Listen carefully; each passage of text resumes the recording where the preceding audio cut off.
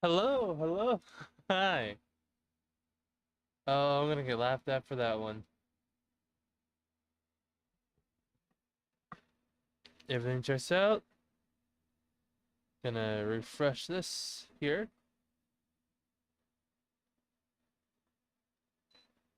Maybe move this back over here.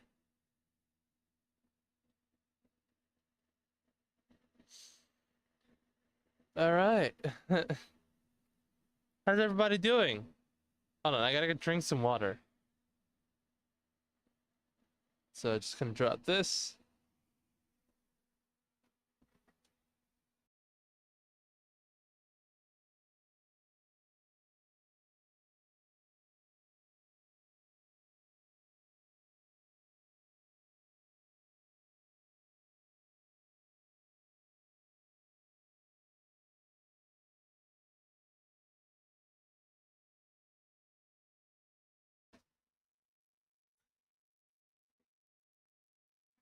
All right. So, how about it?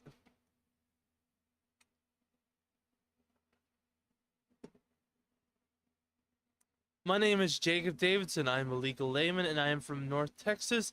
And this is a channel where I try to learn the law and educate while I'm learning the law. And today, I'm going to actually do something with that whole setup that I've given myself of trying to learn and educate and whatnot by doing the Declaration of Independence and the Constitution of the United States.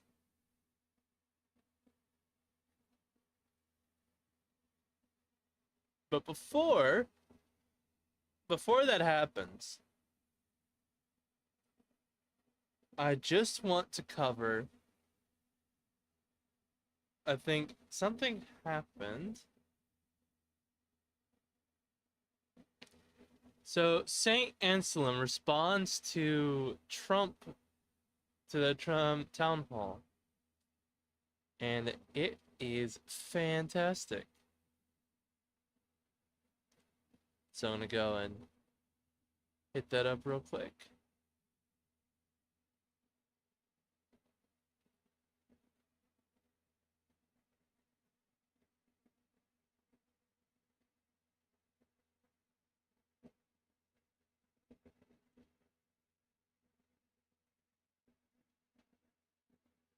Here we go.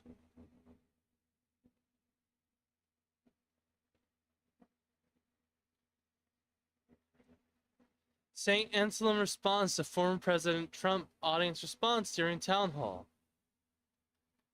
During Trump's town hall event on campus, CNN correspondent Caitlin Collins asked Trump about his response to the civil trial verdict in New York City regarding rape allegations made by columnist E. Jean Carroll. What followed was denial and laughter from the crowd. And this is just a quote from the host and the quote from Trump.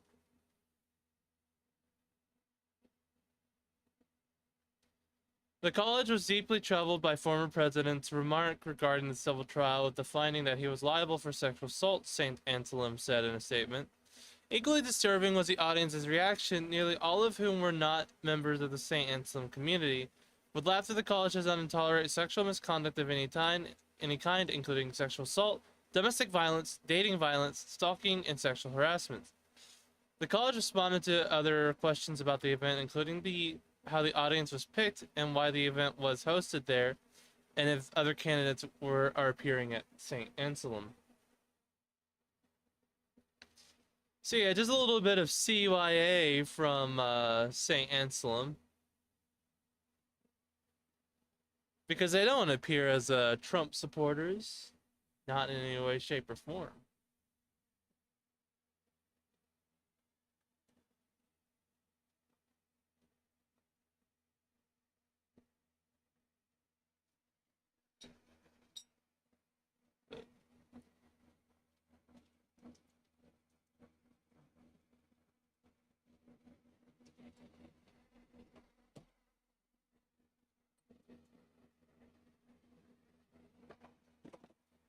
All right, just a moment. I gotta make sure I can eat on stream.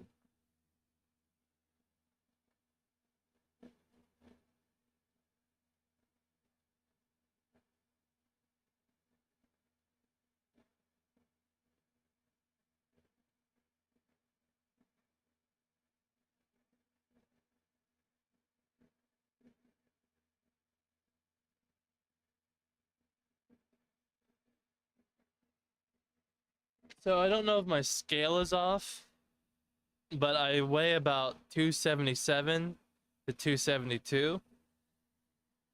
And holy shit. So I'm probably gonna do this.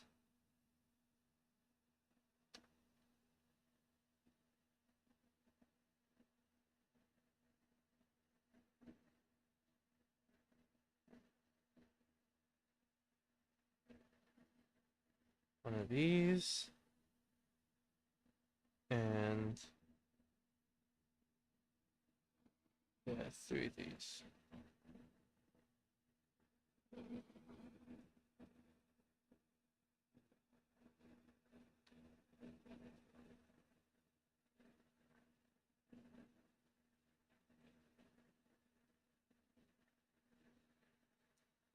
And then I'll do 2 chicken breasts.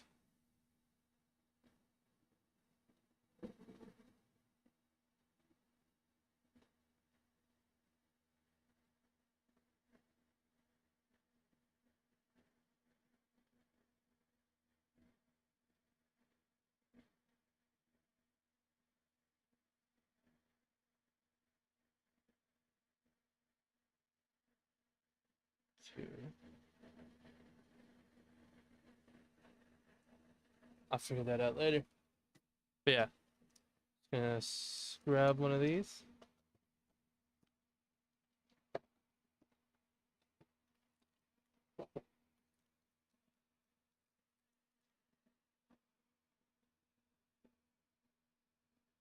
I can't wait to bust out the scale for the food and figure out how much weight I have for chicken breasts I'm gonna eat today. I'm gonna do 1 cup of chicken.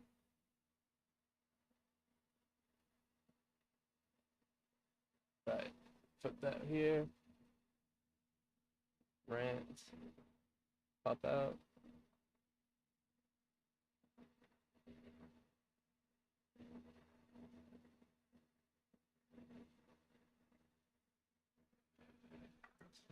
All right, so with the Goffstown, North New Hampshire, St. Anselm College thing reported, just figured that would be mildly interesting at the very least. Let's get on to the Declaration of Independence.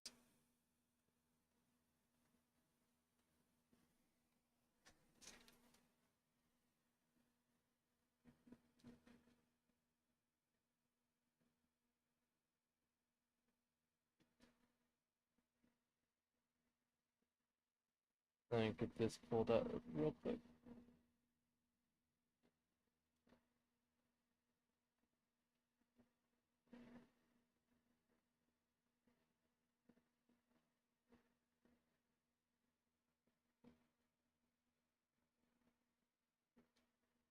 There we go.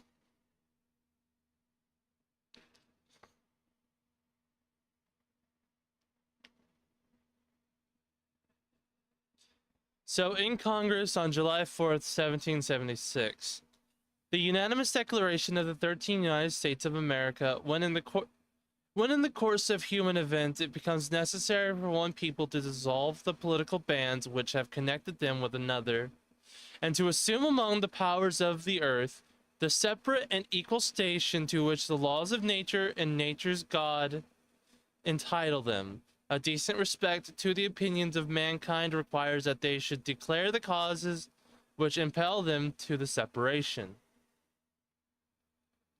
We hold these truths to be self-evident, that all men are created equal, that they are endowed by their creator with certain unalienable rights, that among these are life, liberty, and the pursuit of happiness, that to secure these rights, governments are instituted among men, deriving their just powers from the consent of the governed, that whenever any form of government becomes destructive of these ends, the right of the people to alter or to abolish it and to institute new government, laying its foundation on such principles and organizations, and organizing its power in such form as to then shall seem most likely to affect their safety and happiness. What's up, dog? I made it, but I'm about to head out. I'll be listening on my phone. Catch you later, NC Native. Glad you were able to make it. Prudence indeed will dictate that governments long established should not be changed for light and transient causes. Accordingly, all experiences has shown that mankind are more disposed to suffer while evils are sufferable than to right themselves by abolishing the form to which they are accustomed. But when a long train of abuses and usurpations pursuing invariably the same object invices a design to reduce them under absolute despotism, it is their right, it is their duty to throw off such government and to provide new guards for their future security. Such has been the patient sufferance of these colonies, and such is now the necessity which constrains them to alter their former systems of government. The history of the present King of Great Britain is a history of repeated injuries and usurpations, all having in direct object the establishment of an absolute tyranny over these states. To prove this, let's facts be submitted to a candid world. He has refused his assent to laws, the most wholesome and necessary for the public good. His assent to laws, the expression of approval of agreement, or express approval or agreement, typically official.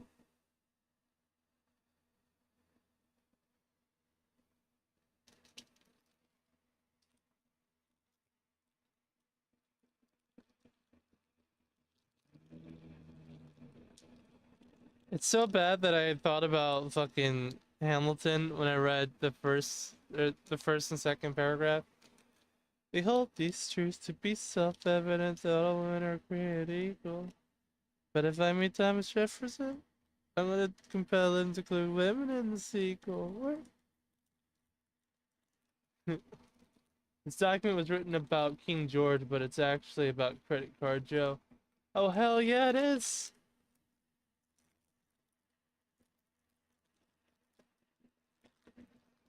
That's why I wanted to read this. I read it while I was at work one night, and I felt really compelled that it needed to be read on stream.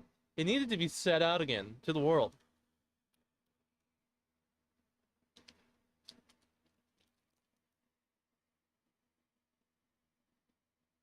Is that a dancing woman?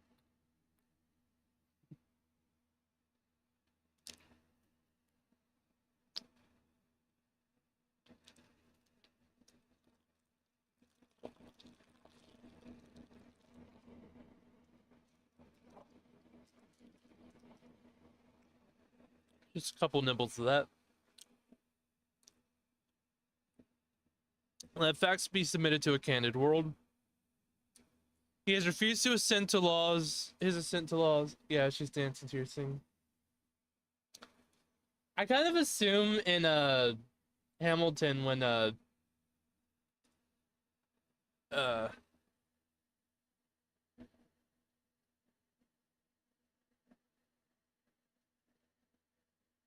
when Angelica Schuyler was saying the whole we find these truths to be self-evident that all men are created equal. She was doing like a sassy head nod, or with a I don't know, a sassy black dance.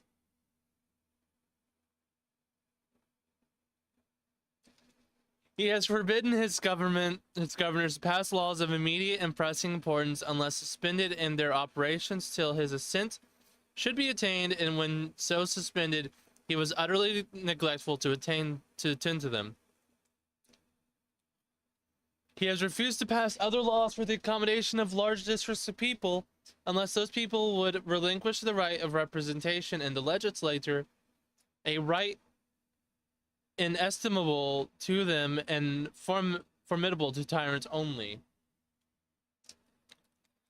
He has called together legislative bodies at places unusual, uncomfortable, and distant from the depository of their public records for the sole purpose of fatiguing them into compliance with this measure. Oh.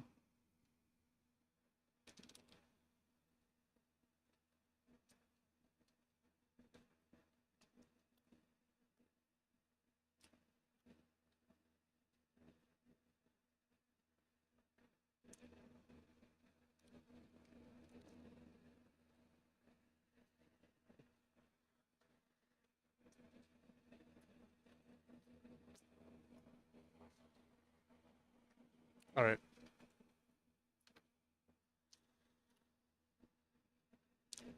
He has dissolved representative houses repeatedly for opposing with manly firmness his invasions on the rights of the people. He has refused for a long time after such dissolution to cause others to be elected, whereby the legislative powers, incapable of annihilation, have returned to the people at large for their exercise, the states remaining in the meantime exposed to all the dangers of the invasion from without and convulsions within.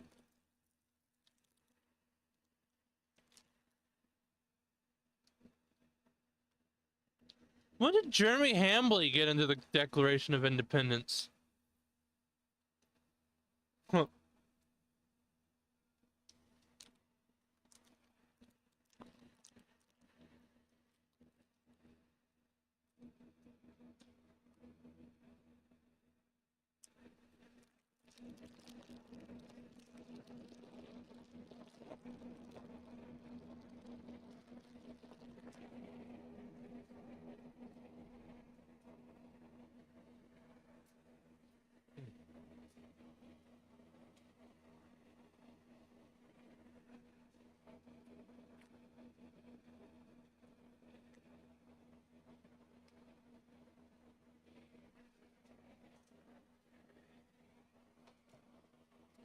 Same time they wrote Third Amendment about him.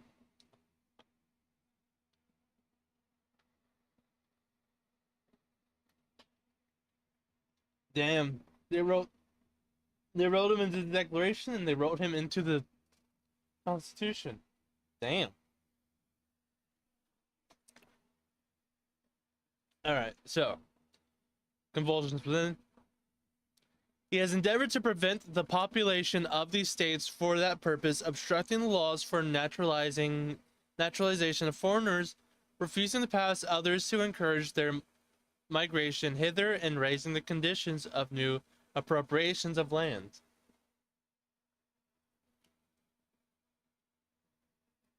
And I need to scroll down so I can catch up with chat. Nice.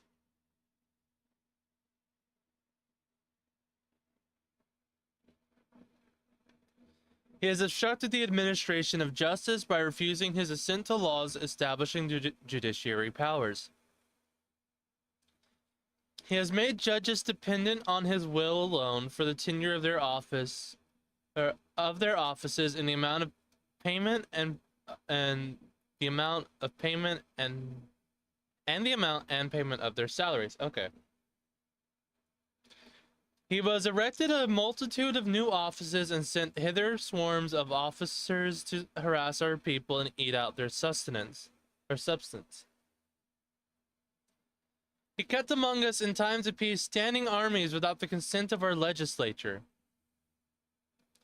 He has affected to render the military independent of and superior to the civil power.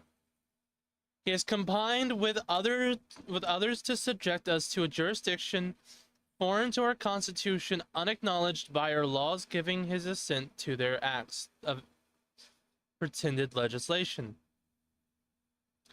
You know, it's that judge thing. I just realized why. She must have been hot if a king ate her substance. I just realized why the Supreme Court is lifetime on good behavior now.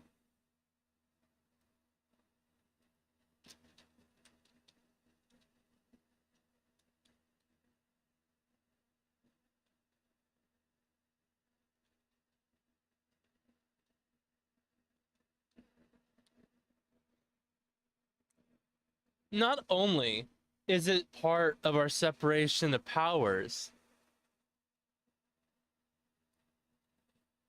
but if a judge is if a judge is dependent on the king, then the judge isn't a judge of law or order, and it's not a person that can rule impartially and to the effect of the law. They're a judge who rules in favor of the authority or the king, with the fear that their tenure and pay will be slashed at will of the king if he's not pleased. That's why we made the separation of power there. That's why the Supreme Court is unaccountable to the upset feelings of Congress or the executive branch.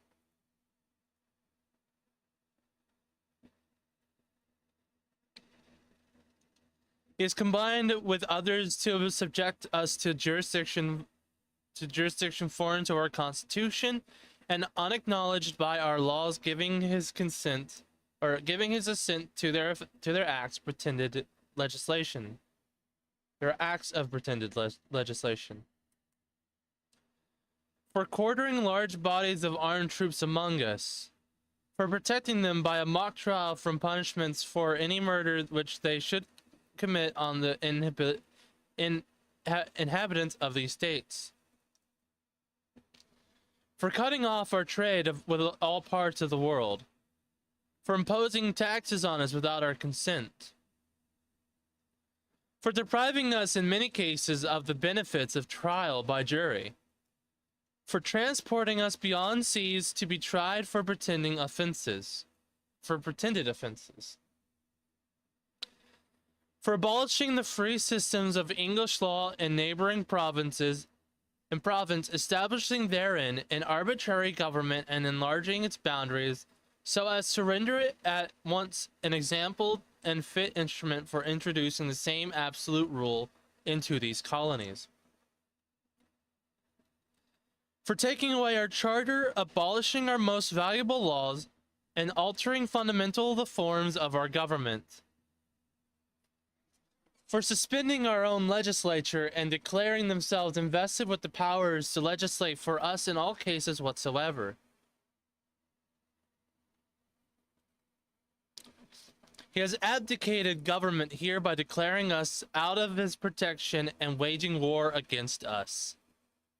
He has plundered our seas, ravaged our coasts, burnt our towns, and destroyed the lives of our people.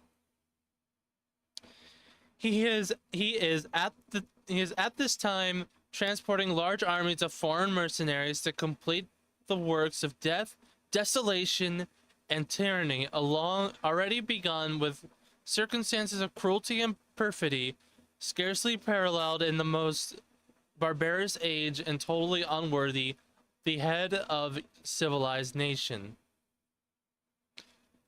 Perfidy.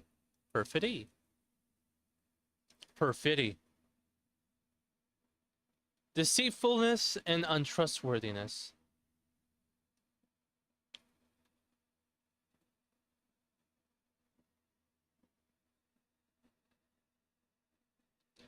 He has constructed our fellow citizens taken captive on high seas to bear arms against their country, to become the executioners of their friends and brethren, or to fall themselves by their hands. He has excited domestic insurrection amongst us, and has endeavored to bring on the inhabitants of our frontiers, the merciless and God damn it, the merciless Indian savages whose known rule of warfare is an undistinguished destruction of all ages, sexes, and conditions.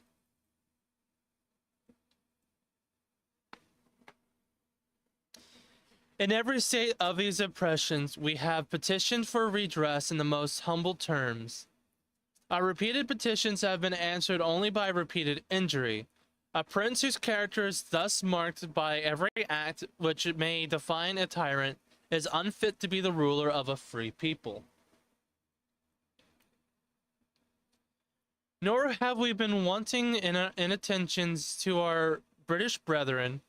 We have warned them from time to time of attempts by their legislature to extend an unwarrantable jurisdiction over us. We have reminded them of the circumstances of our emigration and settlement here. We have appealed to their native justice and magnanimity, and we have conjured them by the ties of our common kindred to disavow these usurpations, which would have inevitably interrupted our connection and correspondence. They too have been deaf to the voice of justice and consanguinity.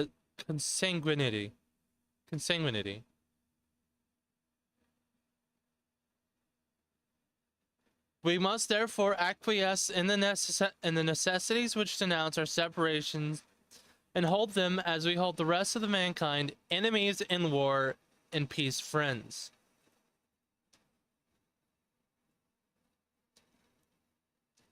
Consanguinity. The fact of being descended from the same ancestry. Alright. We therefore, the representatives of the United States of America and General Congress assembled, appealing to the Supreme Judge of the world, of the rectitude of our intentions, in the name and by the authority of the good people of these colonies, solemnly publish and declare that these united colonies are, and the right ought to be free and independent states, that they are absolved from all allegiances to the British Crown, and that all political connection between them and the state of Great Britain ought to be totally dissolved, and that as free and independent states they have full power to levy war, conclude peace, contract alliances, establish commerce, and to all other acts and things which independent states may of right do. And for the support of this declaration, with firm reliance on the protection of divine providence, we mutually pledge to each other our lives, our fortunes, and our sacred honor. Signed by Georgia, Maryland, Delaware, Massachusetts, North Carolina, South Carolina, Massachusetts again. The greater Massachusetts. Virginia, New York, Rhode Island, Connecticut, New Jersey, Pennsylvania, New Hampshire, and New Hampshire.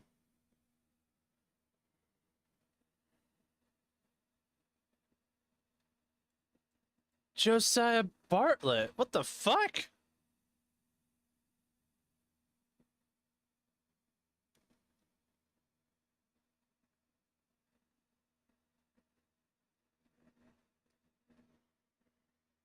So Jed Bartlett from the West Wing is based off of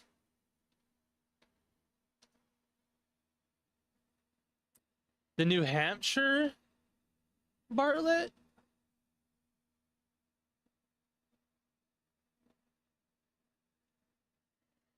Had not initially intended to feature a president at all. He ventured the series focused on the White House senior staff.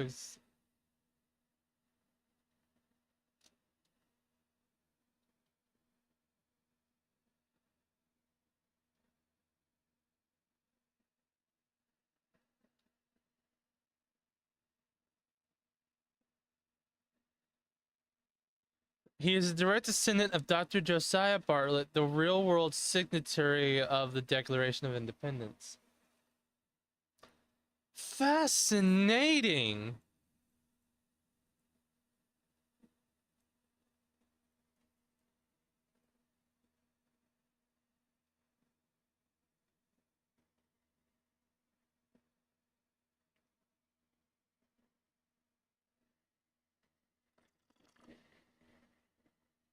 Ooh. I can't wait to tell you about this tea.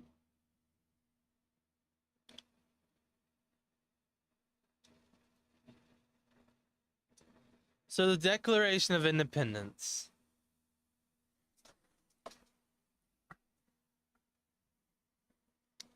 For any reason, to absolve the government and to make our own, I would say these lists of reasons are a pretty damn good reason.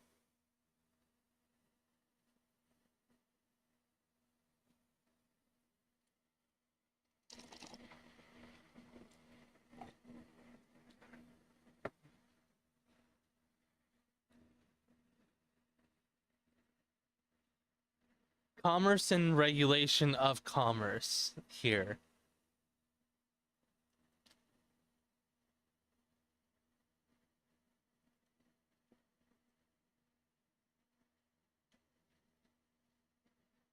Establishing therein an arbitrary government large.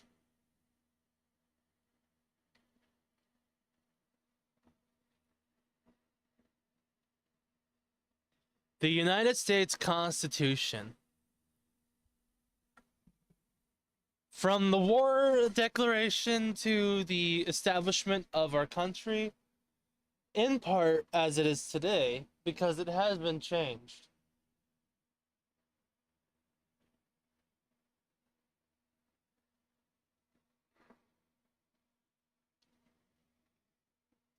We, the people of the United States, in order to form a more perfect union, establish justice, ensure domestic tranquility, provide for the common defense, promote the general welfare, and secure the blessing of liberty to ourselves and our posterity.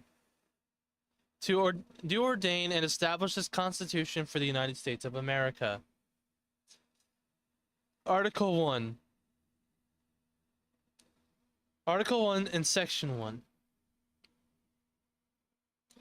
All legislative powers herein granted shall be vested in Congress of the United States, which shall consist of Senate and the House of Representatives. The House of Representatives shall be composed, or Section 2. The House of Representatives shall be composed of members chosen by every second year by the people of the several states, and electors in each state shall have the qualifications requisite for electors of the most numerous branch of the state legislature.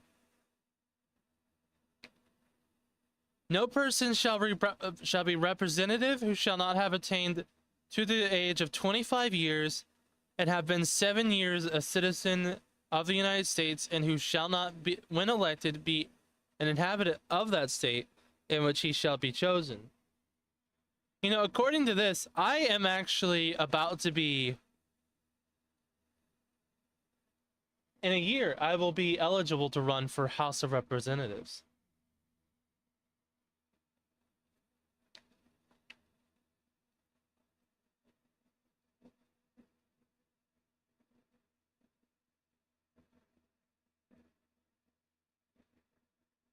Amendment 1112.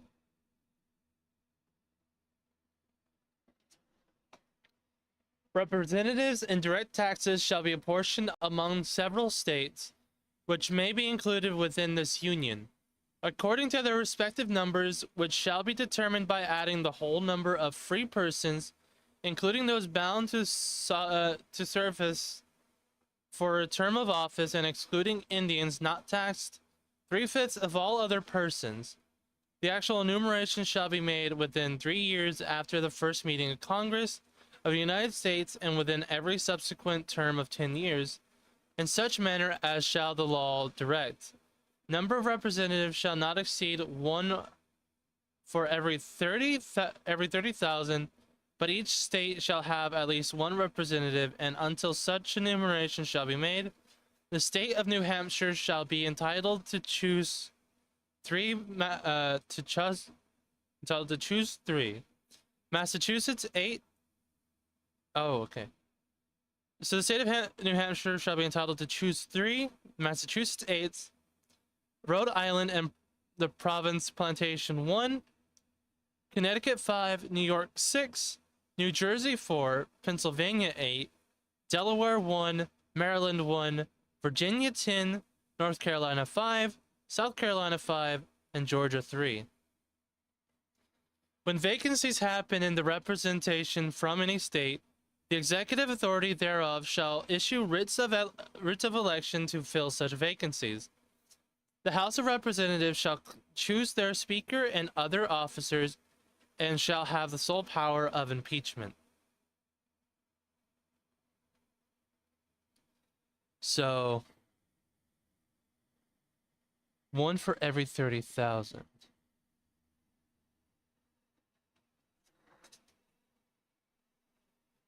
U.S. population 2023.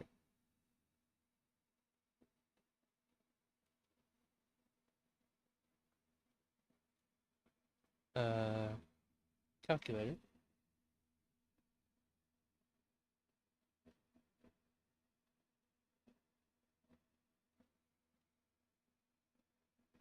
Divided by 3,000.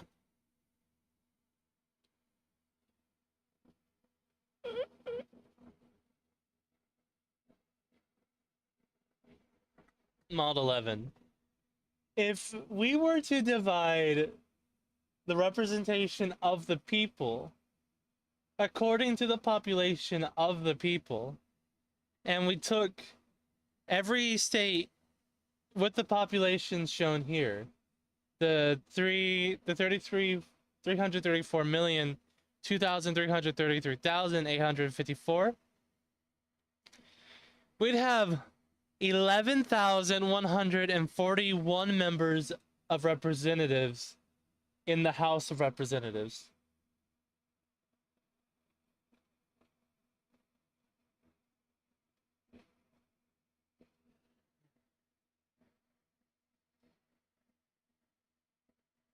Current House of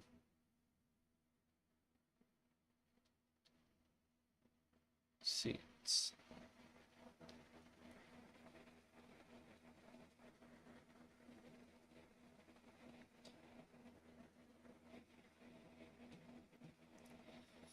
I'll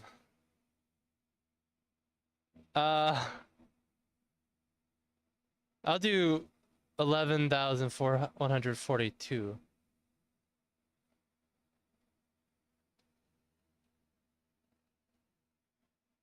Divided by 435.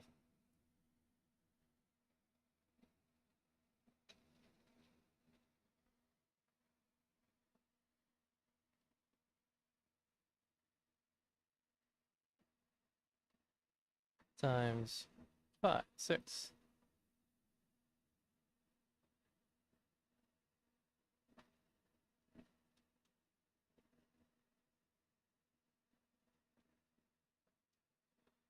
$1,142 divided by 5.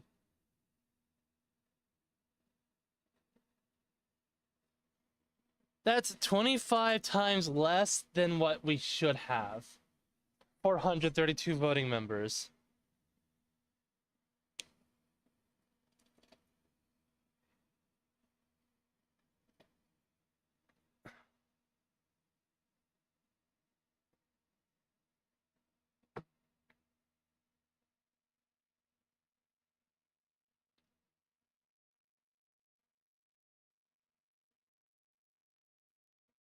How many seats?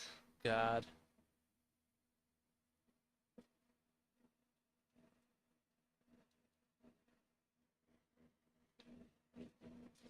Section 3. The Senate of the United States shall be composed of 2 senators from each state, chosen by the legislature thereof for 6 years, and each senator shall have 1 vote. Immediately after they have been chosen, I guess I should probably go back to this. So, representative indirect taxes.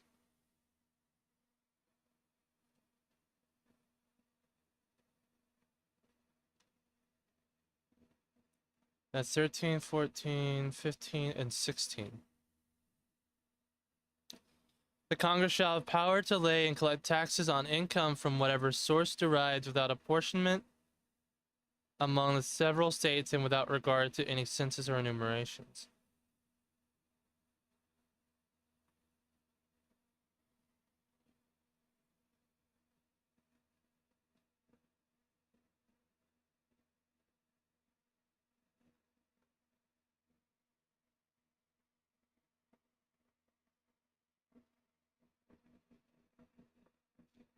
I guess they intended for it to change that clause.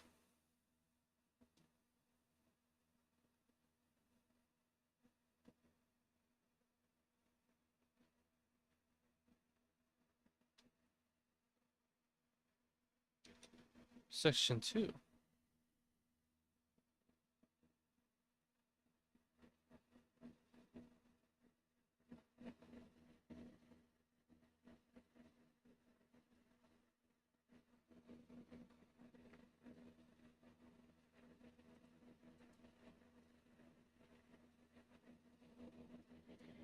All right.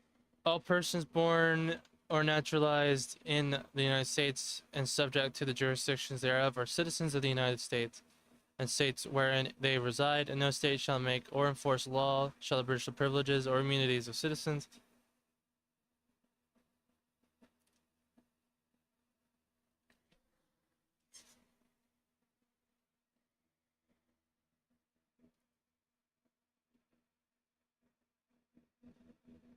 Article 1, Section 2, Constitution was modified. Representatives shall be apportioned among the several states, taxes, excluding Indians not taxed, but then the right to vote at any election.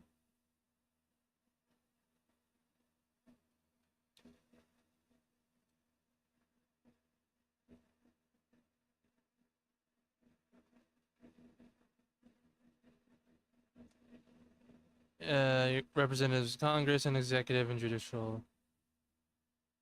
The state of the legislature thereof is denied to any of the male inhabitants being 21 years of age and a citizen of the United States, or in the way abridged except or for participation, rebellion, or other crime.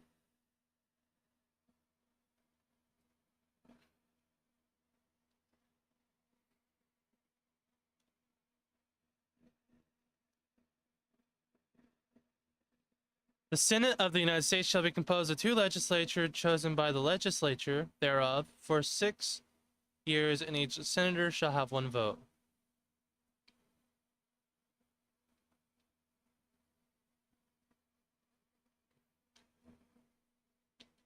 Article 1, Section 3. The Senate of the United States shall be composed of 2 senators from each state, elected by the people thereof. For the 6 years, any senator shall have 1 vote.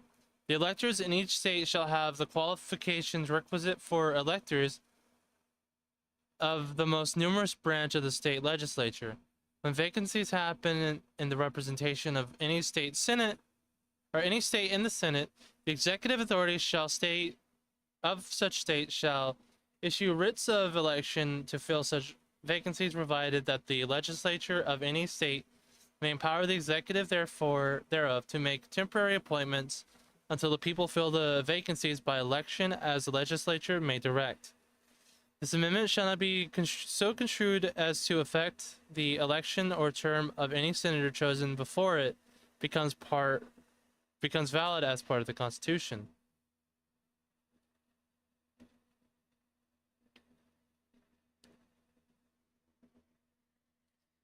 Immediately after they shall be assembled in consequence of the first election, they shall be divided as equally as may be into 3 classes.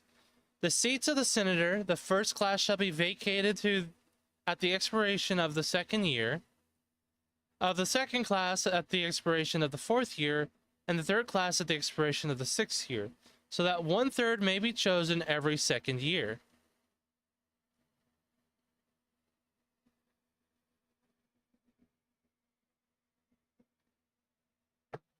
Ooh.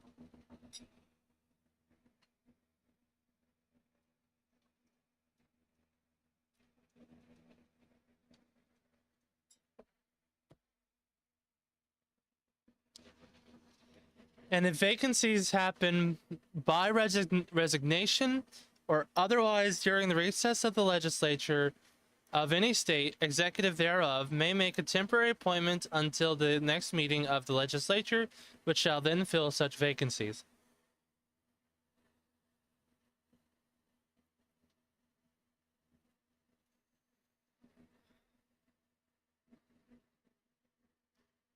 First through 11 through 27. So,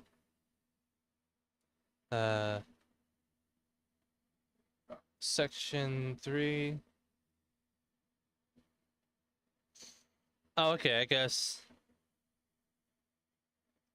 When vacancies happen in the representation of any state senate, the executive authority of such state shall issue writs of election to fill such vacancies. That the legislature may... Okay.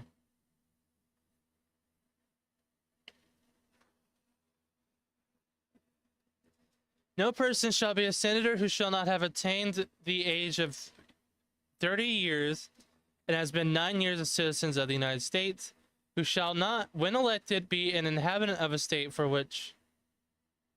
Who shall not, when be an inhabitant of the state for which he shall be chosen.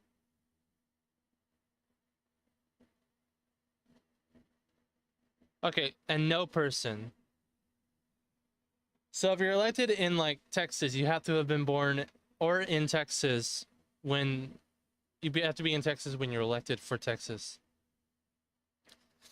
The Vice President of the United States shall be the President of the Senate, but shall have no vote unless they be equally divided. The Senate shall choose their other officers and also a President pro tempore in the absence of the Vice President, for when he shall exercise the office of President of the United States. The Senate shall have the sole power to try all impeachments. When sitting for that purpose, they shall be on oath or affirmation. When the President of the United States is tried, the Chief Justice shall preside, and no person shall be convicted without the concurrence of 2/3 of the member present.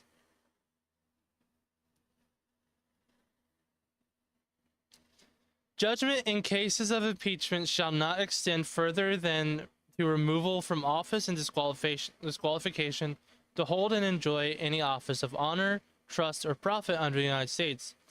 But the party convicted shall nevertheless be liable and subject to indictment, trial, judgment, punishment according to law. So this is the range of power and authority of the case of impeachment. It cannot do anything more than removal or disqualification to hold the office. However, if you do have these, you shall be liable to indictment of criminal causes or civil causes. Section 4. The times, places, and manner of holding elections for senators and representatives shall be prescribed in each state by the legislature thereof, but the Congress may at any time, by law, make or alter such regulations, except as to the place of choosing senators. The Congress shall assemble at least once in every year, and such meetings shall be on the first Monday in December, unless they shall be appointed a different day. Wait, I keep doing that.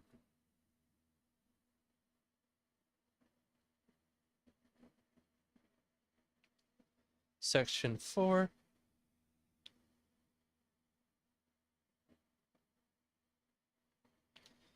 Congress shall assemble at least once in every year, and such meetings shall begin at noon on the 3rd day of January, unless they shall be appointed a different day.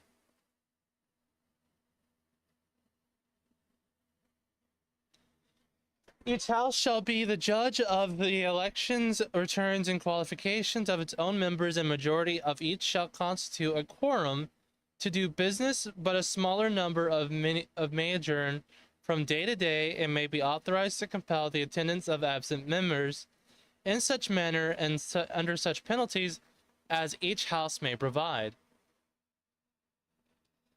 Each house may determine the rule of its proceedings, punish its members for disorderly behavior, and with the concurring of 2/3 expel a member. Each house shall keep a journal of its proceedings and from time to time publish the same, except such parts as may in their judgment require secrecy, and the yeas and nays of the members of either house on any question shall, at the desire of 1/5 of the present, be entered on the journal. Neither house during the session of Congress shall, without the consent of other, adjourn for more than 3 days, nor to any other place than in which the house shall be sitting. The two houses shall be sitting.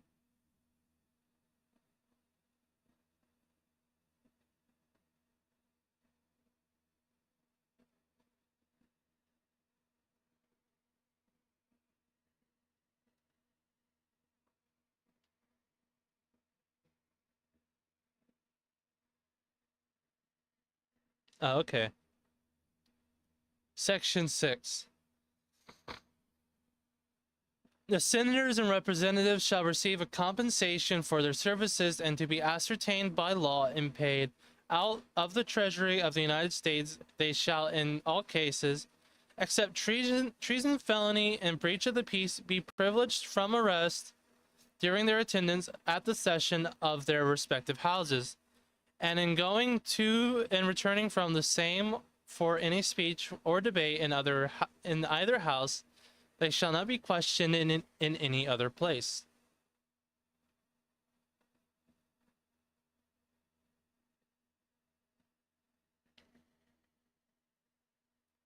So you cannot arrest members of the House or Senate.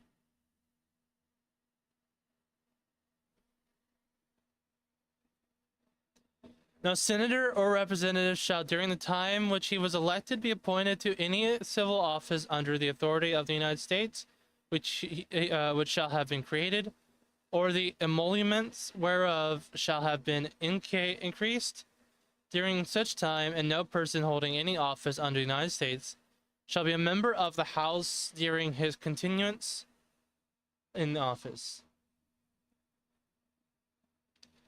How many sections? So 10 sections for Article 1, 4 sections for Article 2,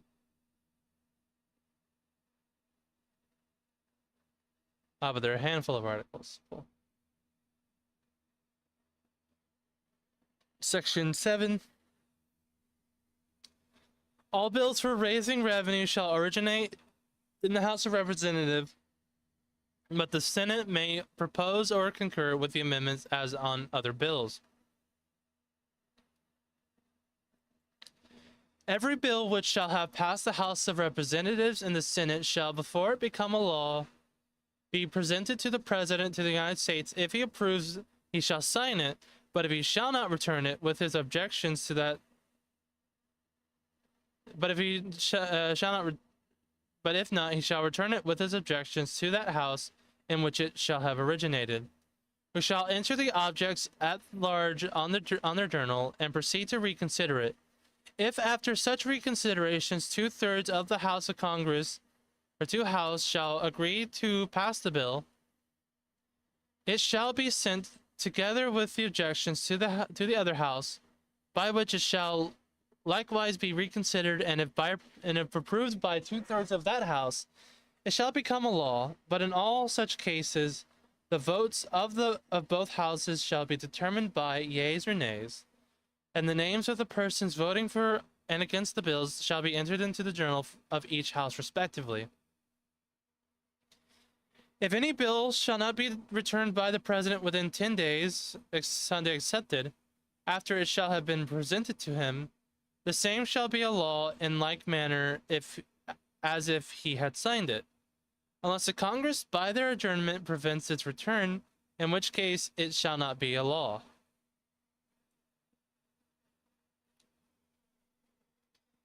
If any bill shall not be returned by the President within 10 days, then it is to be accepted. unless the Congress, by their adjournment, prevents its return, in which case.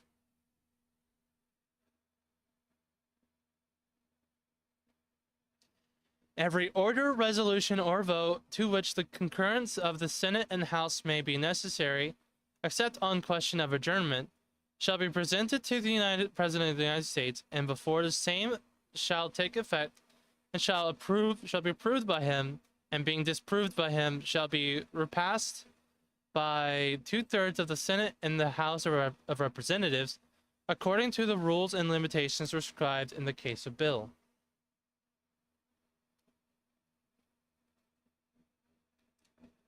Section 8. The Congress shall have power to lay and collect taxes, duties, imposts, excises, to pay the debts, and provide for the common defense of and general welfare of the United States, but all duties, imposts, and excises shall be uniform throughout the United States. To borrow money on the credit of the United States, to regulate commerce with foreign nations and among the several states and with the Indian tribes, to establish an uniform rule of naturalization and uniform laws on the subject of bankruptcies throughout the United States,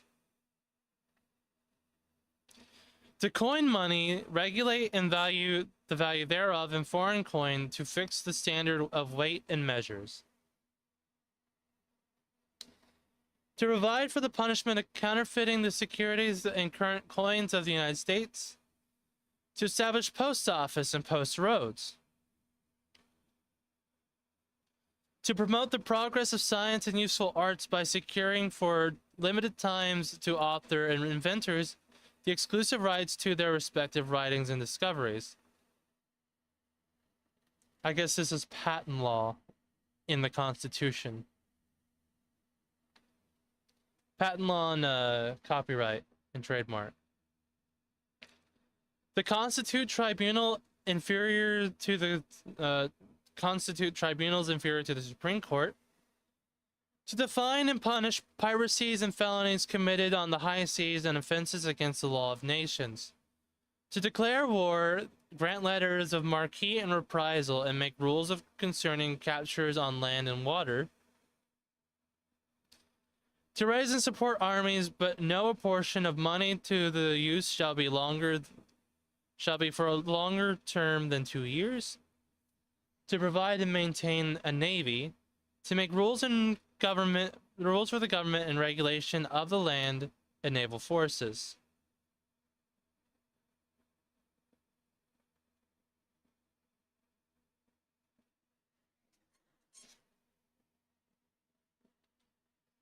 Regulation, I shall say, is not the same as well regulated. That is an important distinction. Regulated and well regulated are separately defined terms. To provide for calling forth the militia to execute the laws of the Union, suppress insurrections, and repel invasions. Actually, I got a curiosity. I want to see.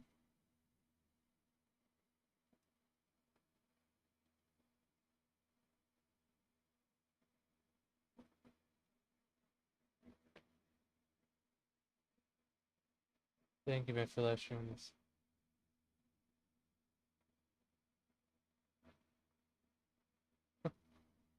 Yeah, no problem, bro. Sorry, I went to check out the YouTube side and I saw I got a comment, so I had to obviously respond to the comment in some way.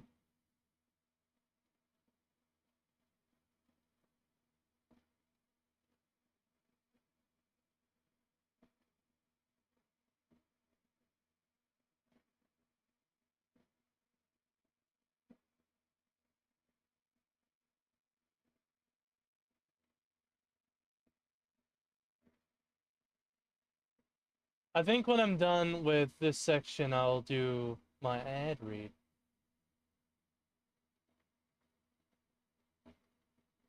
Oh.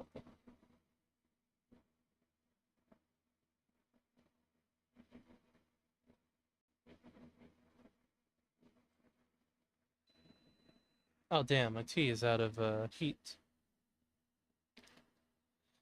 Call forth to provide for organizing, arming, and disciplining the militia, and for governing such part of them as may be employed in the service of the United States, reserving to the states respectively the appointment of the officers and the authority of training the militia according to the discipline prescribed by Congress.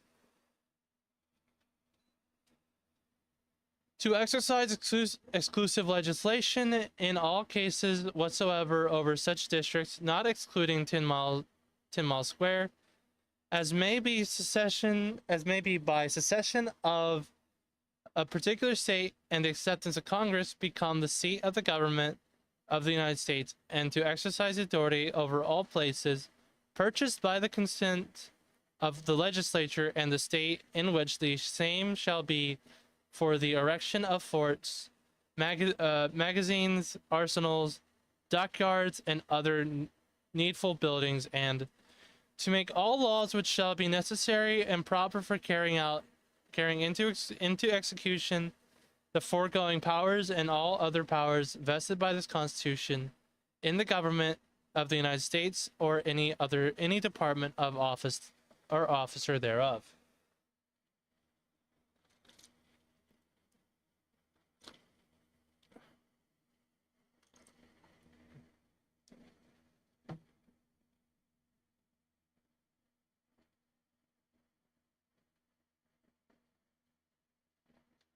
I should note that in this, organization and discipline are not the same thing.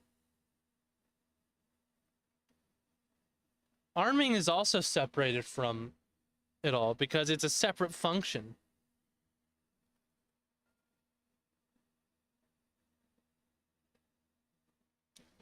I will go ahead and do the ad read for The Dragon's Treasure, a haven for anime and tea lovers. And the tea that I've been drinking is the Tree Folk's Forest, a members only tea, which is a type of Yunnan black tea. The Yunnan black tea is a favorite for the tree folk. Unfortunately, they keep leaving the tea bag in too long due to their constant arguing of when they should take the bag out, making the tea very bitter. Brewing it at the right time, however, will leave a taste richer than all the treasures of this or other earths. Its only ingredient is Yunnan black tea. You boil it for 1 to 3 minutes of 8 ounces, and you can rebrew it a couple times. That's actually how I do it. And remember, code Layman will get you 10% off of all sales, including the Dragon Wing membership. So you can enjoy fantastic savings with your fantastically flavored tea. And I trust this guy absolutely.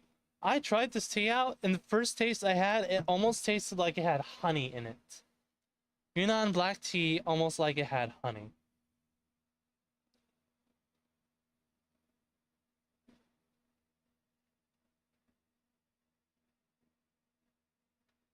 Merry and Pippin. All right. So remember, code Layman at the Dragon's Treasure for 10% off of all purchases, and you can enjoy fantastic tea.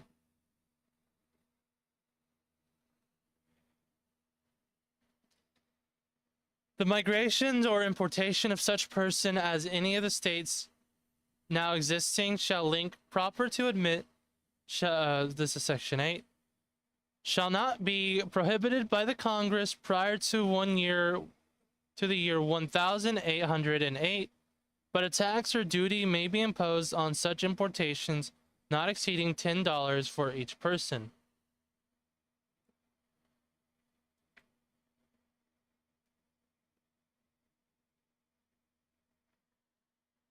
Now shall think proper to admit, shall not be prohibited by the Congress prior to the 1 year 1808.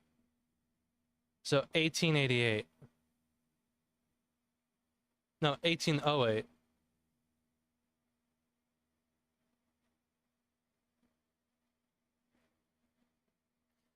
The privilege of the writ of habeas corpus shall not be suspended unless when in cases of rebellion or invasion the public safety may require it. No bill of attainder or ex post facto law shall be passed.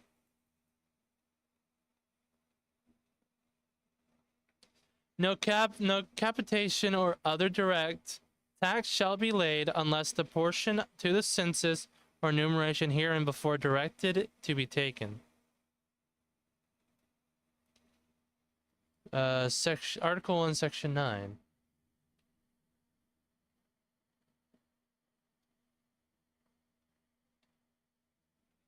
The Congress shall have power to lay and collect taxes on income from whatever source derived without apportionment among the several states and without regard to any census or enumeration.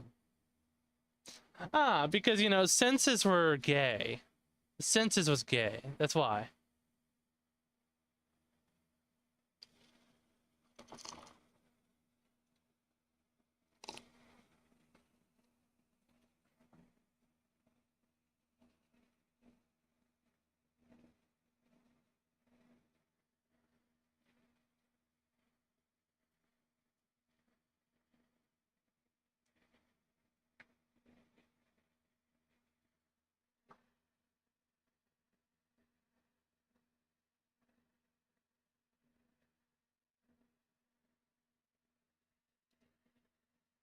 The preference shall be given by any regulation of commerce or revenue to the ports of one state over... No preference, rather, of one state over those of another, nor shall vessels bound to or form one state be obligated to enter, clear, or pay duties in another. No money shall be drawn from the treasury, but in consequence of apportions made by law and regular statement and account of the receipts and expenditures of all public money shall be published from time to time.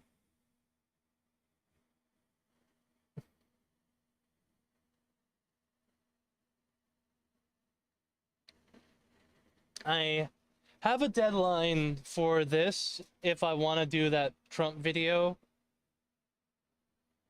in time with the stream. I need to be done with this by the hour 50 mark, basically.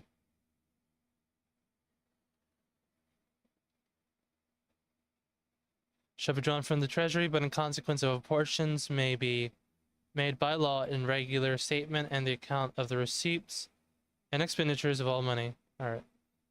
No title of nobility shall be granted by the United States, and no person holding any office of profit or trust under them shall, without the consent of Congress, accept of any person present emolument, office, or title of any kind, whatever, from any king, prince, or sovereign state.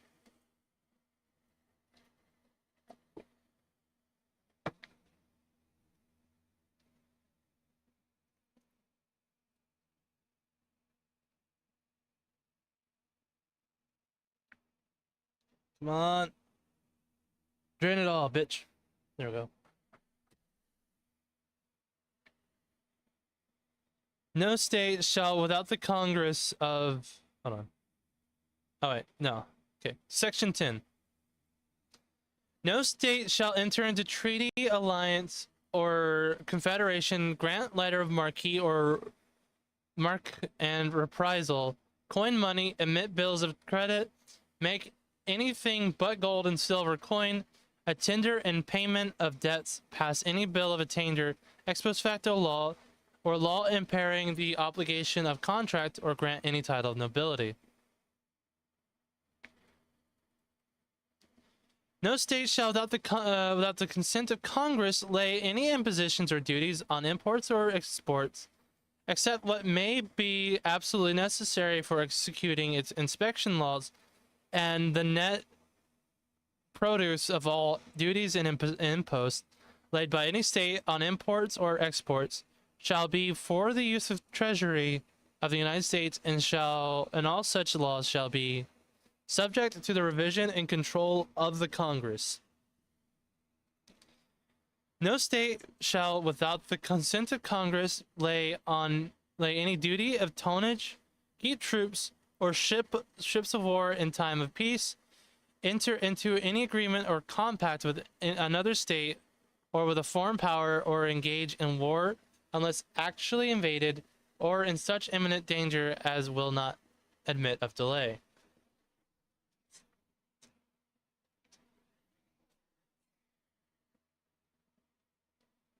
So the government was not able to keep troops or ships of war.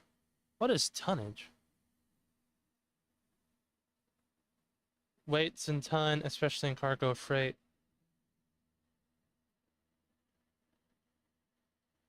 A duty of tonnage. Okay. Should probably do that first.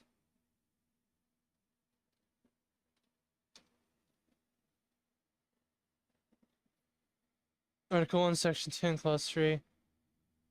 Charges to access a port based on a vessel's capacity. Oh, okay.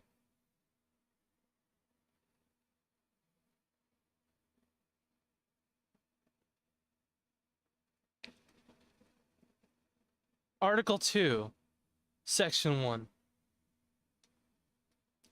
The executive power shall be vested in the President of the United States of America.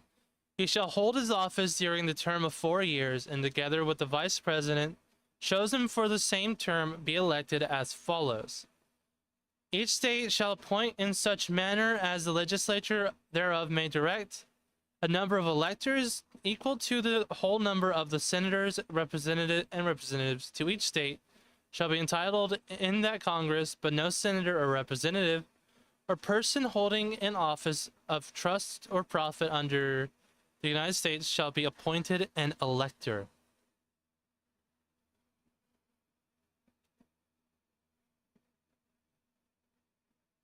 So in such manner as the legislature thereof may direct a number of electors equal to the whole number of the senators and representatives to which the state may be entitled in the Congress, but no senator or representative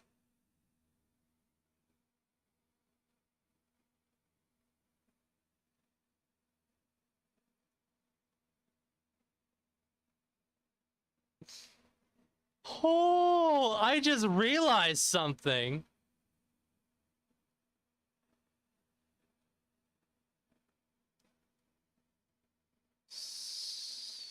House?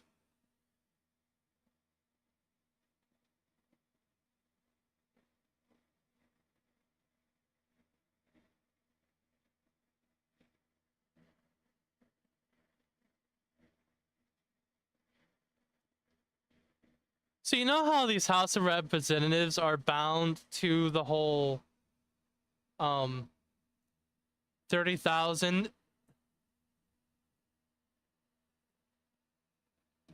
I just realized if the Constitution had stayed in the way that the Constitution was supposed to have been maintained, you know, the way it was written.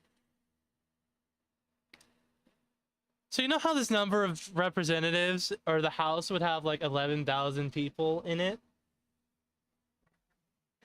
We would have 11,000 plus electors. The race for each state would have been would become more dicey and more questionable.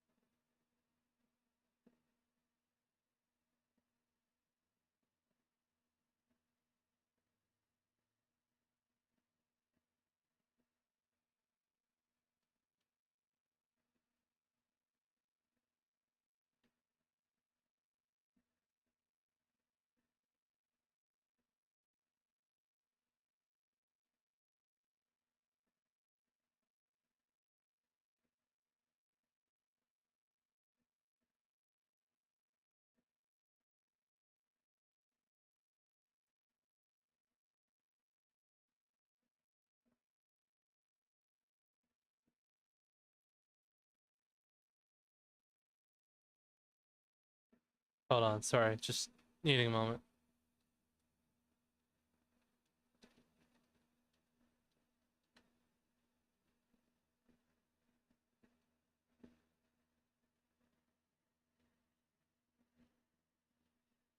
Alright.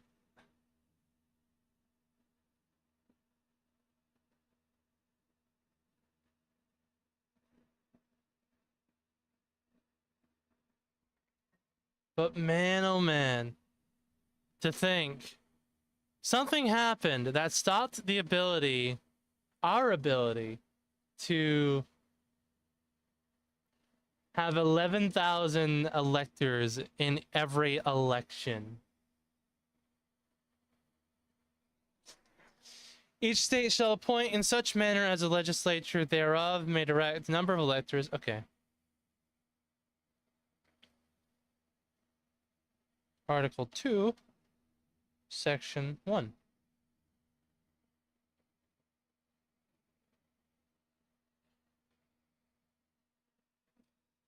The electors shall meet in their respective states and vote by a ballot for 2 persons, of whom at least one shall not be an inhabitant of the same state with themselves.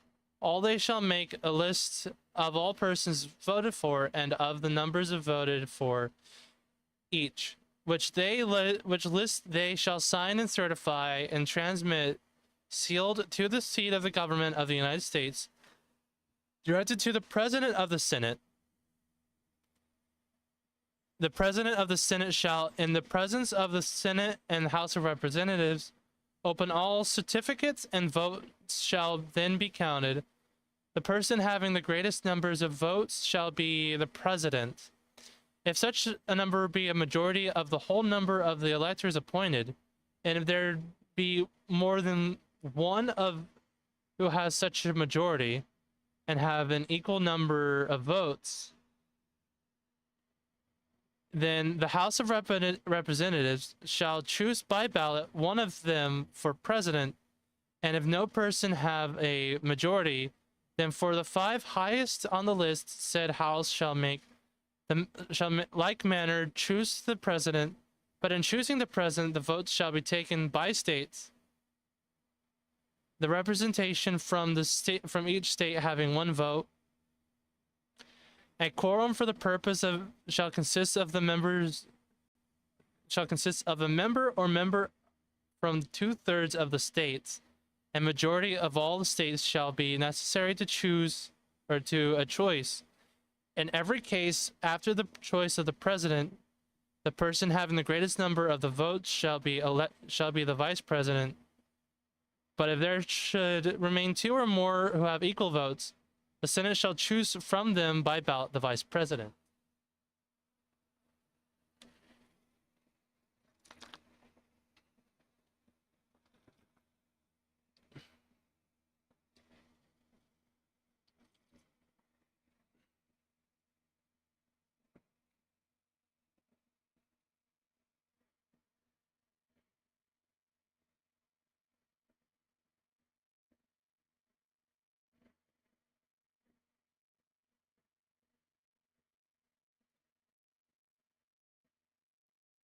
And the amendment of the 12th. A portion of Article 2, Section 1 of the Constitution was superseded by the 12th Amendment. The electors shall meet in their respective states and vote by ballot for the president and vice president, one of whom shall not be an inhabitant of the same state.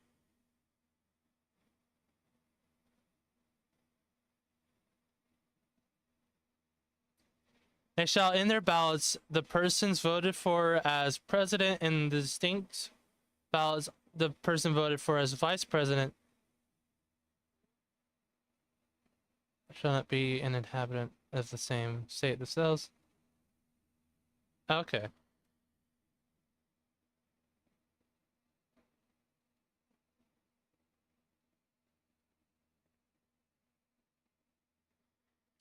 Oh, okay, that actually clarifies.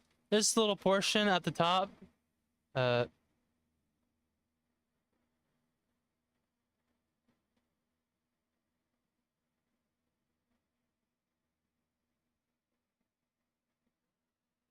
This is basically for presidency and vice presidency.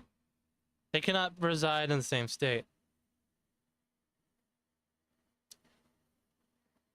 At least shall not be inhabited of the same states themselves. They shall name in their ballot the person voted for as president, and in distinct ballots the person voted for vice president. They shall make a distinct list of all persons voted for as president and all persons voted for as vice president, and of the number of votes for each which lists they shall sign and certify and transmit sealed to the seat of the government of the United States, directed to the president of the Senate. The president of the Senate shall, in presence of the Senate and House of Representatives, open all certificates, and votes shall then be counted. The person having the greatest number of votes for president shall be the president if the number of majority of the whole number of electors appointed, and if such a number be a majority of the number of electors, the whole numbers of electors appointed, and if no person have such a majority, then from the persons having the highest numbers not exceed 3 on the list of those voted for as the president, the House of Representatives shall choose immediately by ballot the president, but in choosing hold on.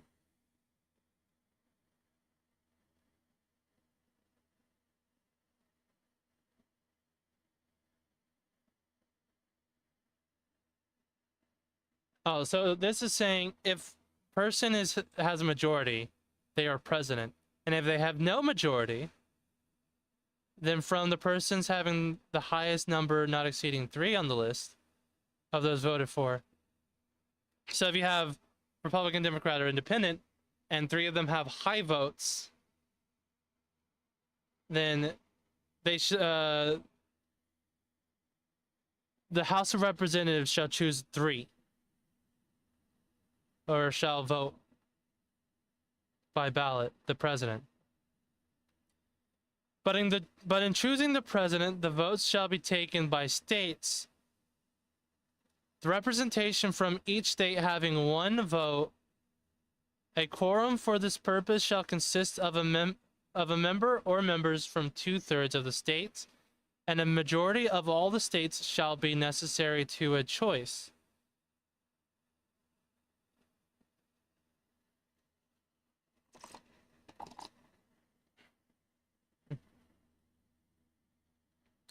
And if the House of Representatives shall not choose a president whenever the right of choice shall devolve upon them, before the 4th day of March, the next following, then the vice president shall act as president as in case of the death or other constitutional disability of the president.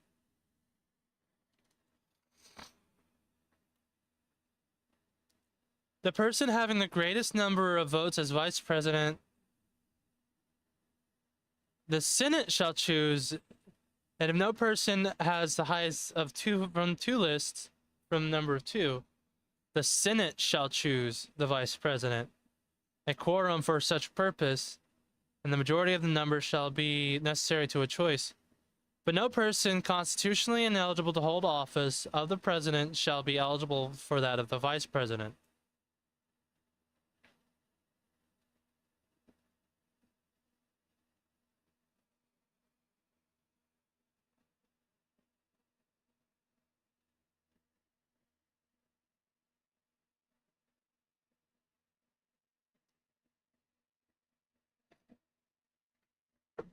The Congress may determine the time of choosing electors and the day on which they shall give their votes, which they shall be the same throughout the United States. No person except a natural-born citizen or a citizen of the United States, at the time of the adoption of this Constitution, shall be eligible to the office of president. Neither shall any person be eligible to the office who shall not have attained 35 years of age and have been 14 years a resident of the United States.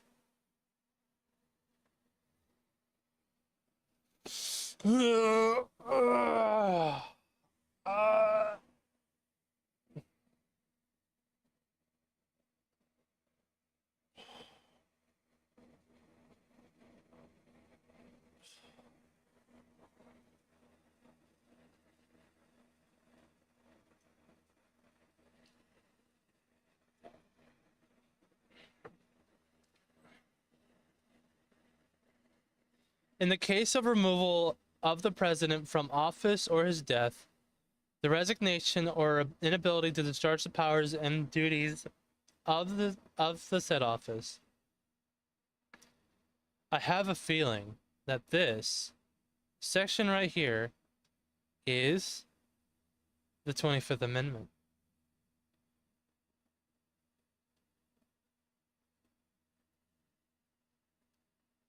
Shall devolve the same shall devolve on the vice president, and the Congress may by law provide for the case of death, removal, resignation, or inability of both president and vice president, declaring what officers shall then act as president, and such officers shall act accordingly until the disability be removed or the president shall be elected.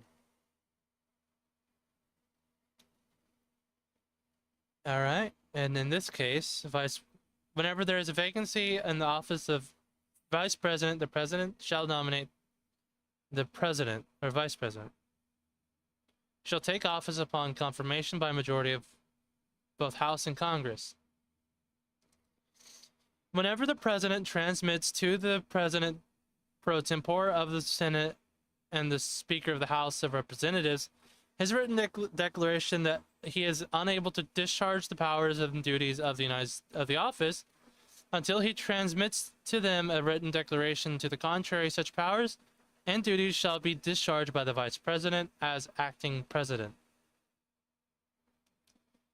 Whenever the VP and majority of either the principal officers of the executive department or such other body as Congress may by law provide transmit to the president pro tempore and the Senate and the Speaker of the House of Representatives their written declaration that the president is unable to discharge the powers and duties of his office, the VP shall immediately assume the powers and duties of the office as acting president.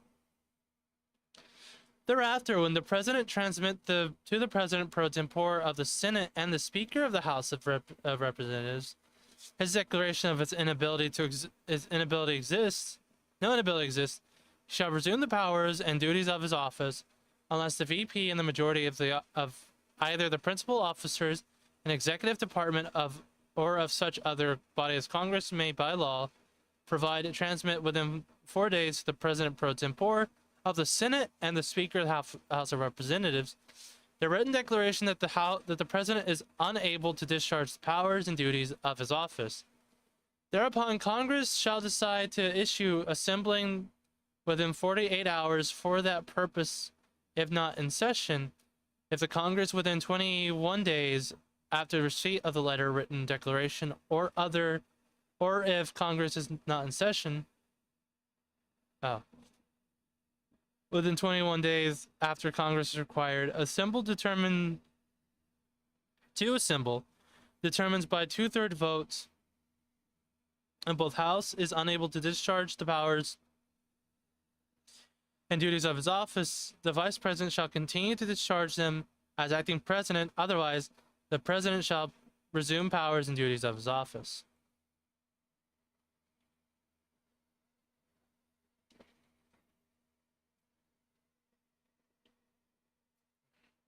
I'm starting to see that I might not be able to do the thing.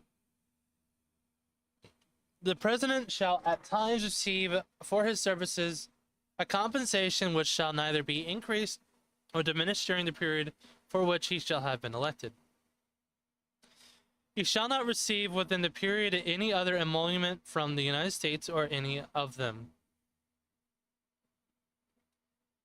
Before he entered on the execution of his office, he shall take the following oath and affirmation.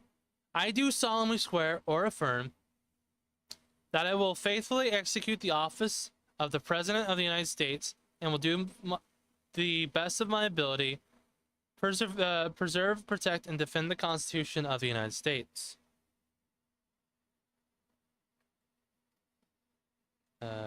Oath.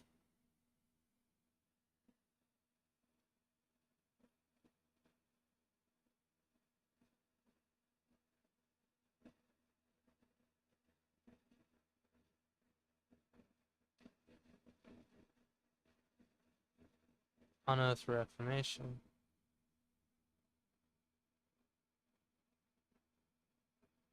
Okay, Article 4 is where the legislature comes in.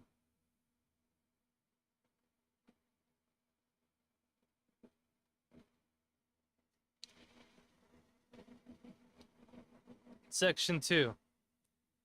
The President shall be Commander-in-Chief of the Army and Navy of the United States and the militia of several states.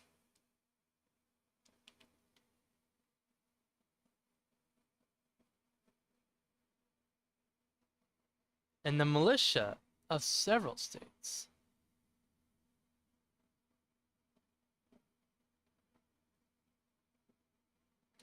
When called into actual service of the United States, he may require the opinion in writing of the principal officer in which the executive departments upon any subject relating to the duties to their respective offices, and he shall have the power to grant reprieves and pardons for offenses against the United States except in cases of impeachment. He shall have power, and with advice and consent of the Senate, to make treaties, provided two-thirds of the senators concur, and he shall nominate, and with the advice and consent of the Senate, shall appoint ambassadors, other public ministers, and consuls, judges of the Supreme Court, and all other officers of the United States, whose appointments are not herein otherwise provided for, and which shall be established by law. But the Congress may, by law, vest the appointment of such inferior officers as I think proper in the President alone, in the courts of law, or in other heads of departments.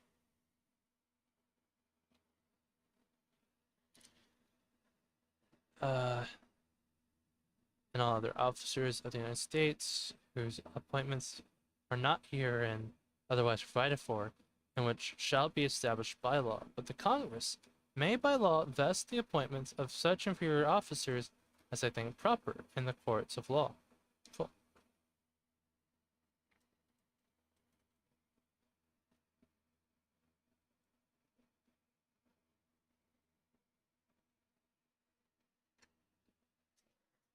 The President shall have the power to fill up all vacancies that may happen during the recess of the Senate by granting commissions which shall expire at the end of the next session.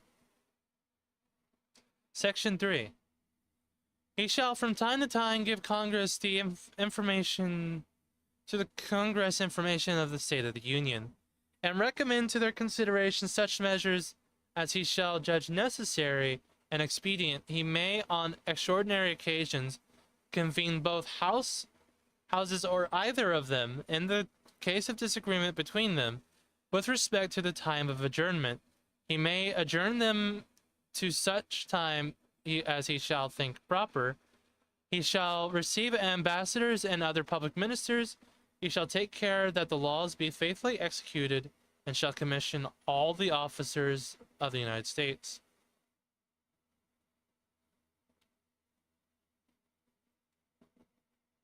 The President, Vice President, and all civil officers of the United States shall be removed from office on impeachment for and convicted of treason, bribery, or other high crimes and misdemeanors.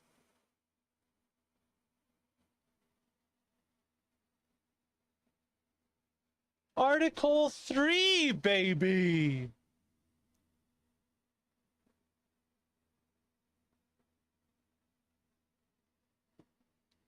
Article 3 is the reason why my channel exists. It is part of the reason because the law and order of every state of the United States is enshrined in this article. And so, with it comes the judiciary. The judiciary power of the United States shall be vested in one Supreme Court, and in such inferior courts as the Congress may from time to time ordain and establish. The judges both of the Supreme Court and the inferior courts shall hold their offices during good behavior, and shall at stated times, receive for their services a compensation which shall not be diminished during their continuance in office.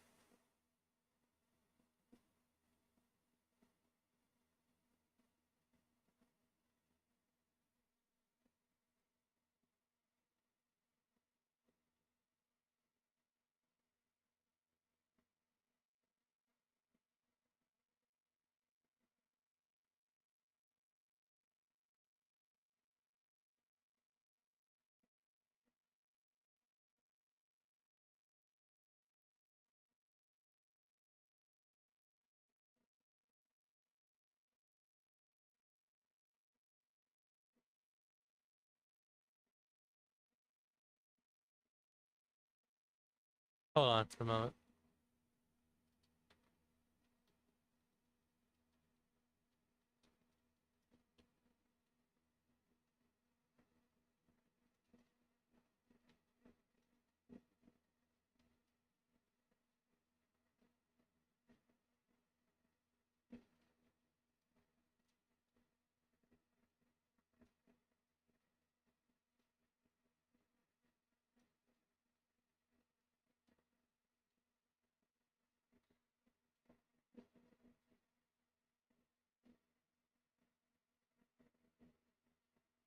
All right. So shall the United States, the judicial power shall be vested in one Supreme Court.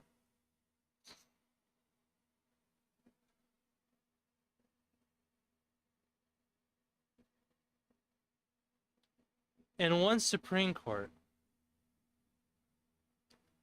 And such inferior courts as the Congress may from time to time ordain and establish.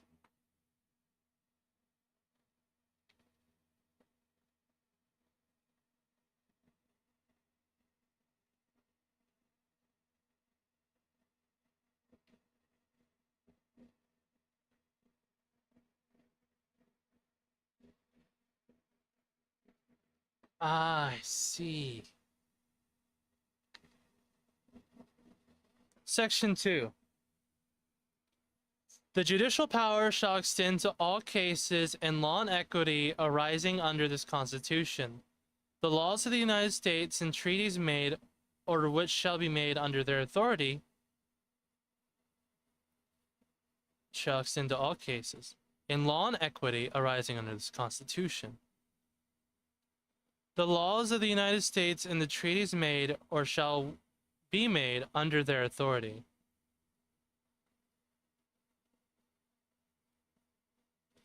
To all cases affecting ambassadors, other public ministers, and councils, to all cases of admiralty, maritime jurisdiction, to controversies to which the United States shall be a party, to controversies between two or more states, between the state and the citizens of another state, between citizens of a different, I should read that one first.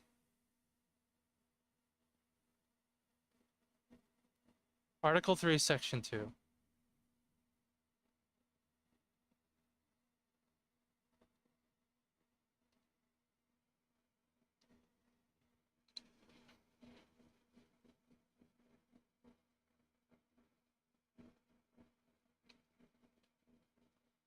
The Constitution was modified by the 11th Amendment.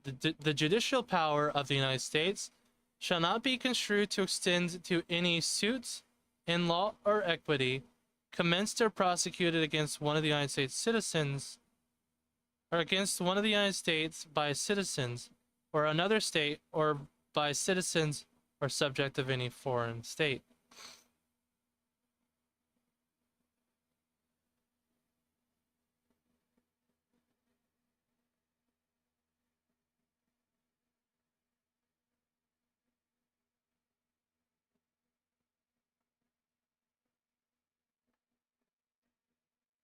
Commenced or prosecuted against one of the United States. 11th Amendment.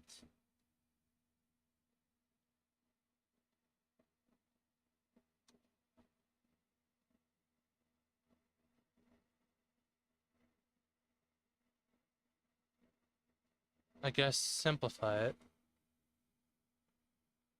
I don't like dogs. I'm going to sue my neighbor state, New Mexico. No, you can't. Under the 11th Amendment, states have popular sovereignty. Yeah. The 11th Amendment text prohibits the federal courts from hearing certain lawsuits against states. The amendment has also been interpreted to mean that the state courts do not have to hear certain suits against the state if such suits are based on federal law.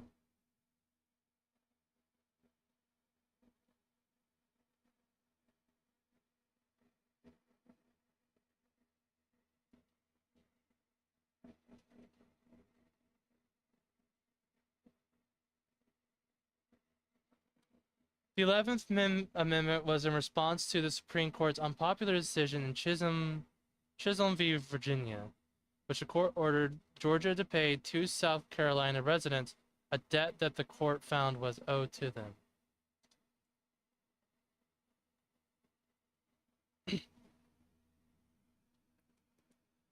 In 1792, Alexander Chisholm attempted to sue the state of Georgia and the U.S. Supreme Court over payments due to him for goods that Robert Farquhar had supplied Georgia during the American Revolution. The defendant, Georgia, refused to appear, claiming that as a sovereign state, it cannot be sued without consenting to the suit. In a 4-1 decision, the court ruled that for the plaintiff, reasoning that Article 3, Section 2 of the Constitution abrogated the state's sovereign immunity and granted federal courts the affirmative power to hear disputes between private citizens and states. Thus, state conduct was subject to judicial review. Justice Iredell dissented, reasoning that under common law, each state was sovereign and could not be sued without consent.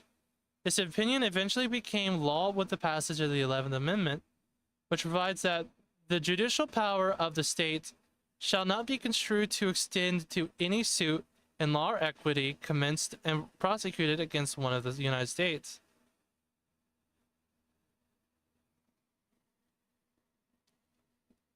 So the states got so whipped so hard by some guy that they decided that they wanted to undo the Constitution partially because they had not considered they would get their asses kicked by somebody.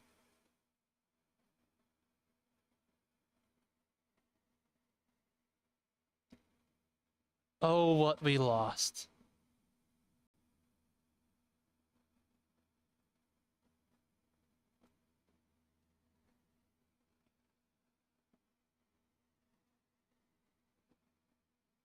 Hold on, I want to see something real quick. Just compensation.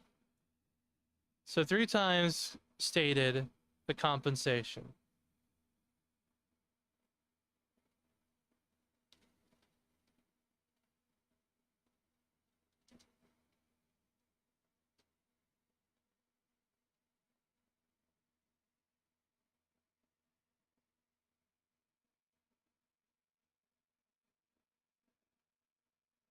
Okay.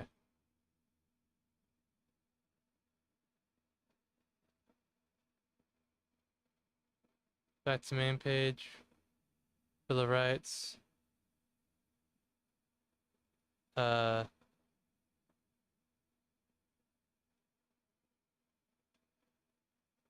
guess I have to download the free Adobe Reader.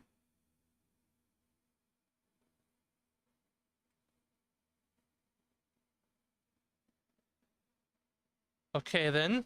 Didn't realize that was something I needed.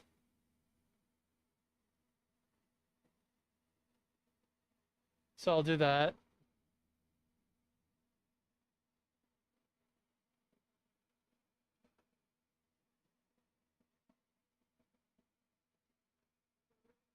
Okay. Reopen last tab. Cancel.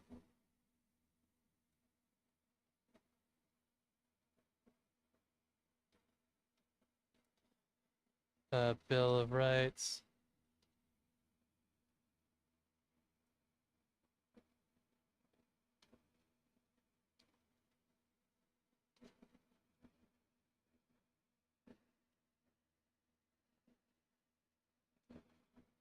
Compensation. Mentioned 3 times.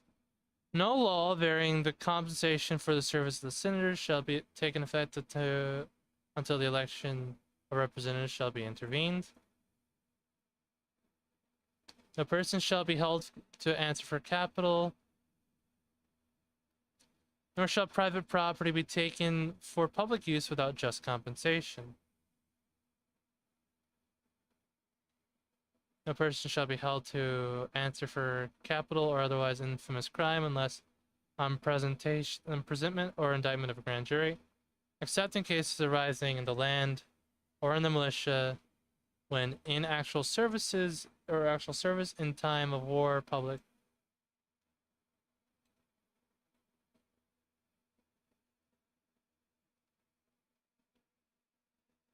Unless on a present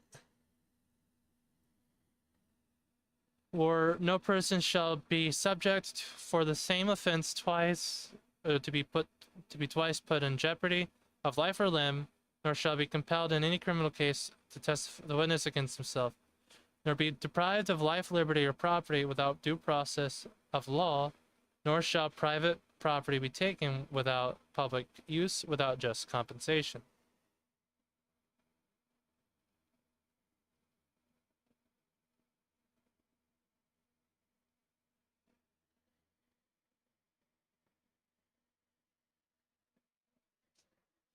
What was the situation?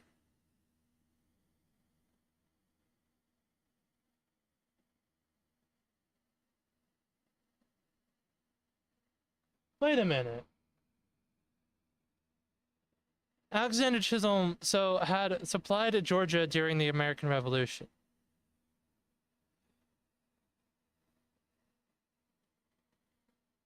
And the Bill of Rights say, nor shall private property be taken for public use without just compensation.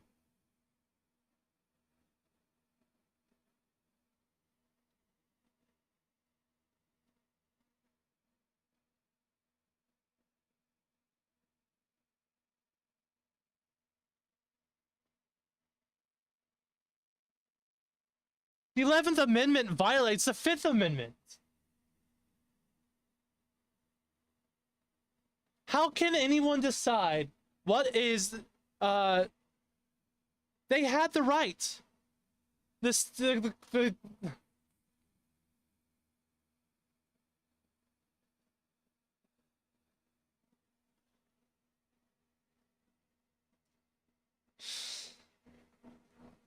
Fifth Amendment, nor shall private property be taken for public use without just compensation, doesn't mean forcefully taken. It doesn't say taken on consent. It just says shall not be taken, or private property, nor shall private property be taken for public use without just compensation. Under the Fifth Amendment, all right, so they argued Article 3, Section 2. The Constitution abrogates the state's sovereign immunity and granted federal courts. This is true between the states and citizens of another state, between the citizens of different states, and between the citizens of the same state claiming lands under grants of different.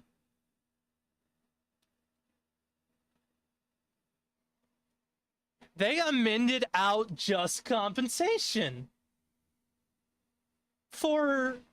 They amended out the capacity of the Supreme Court to be able to find just compensation for an aggrieved individual because they got their ass kicked so fucking hard in Chisholm versus Georgia.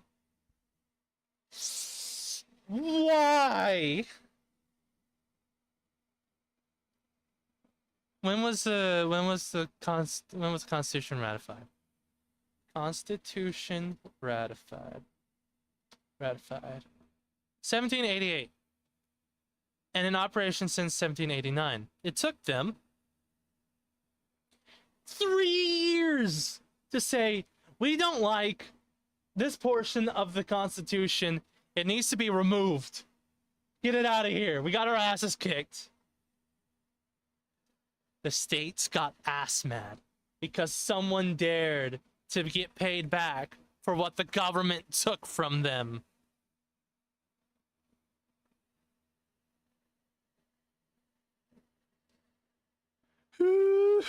Boy, what the fuck?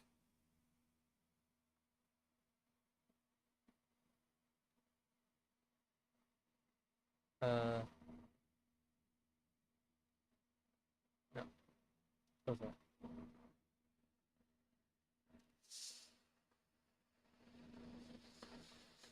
Ah ha ha ha ha! The revelations of education.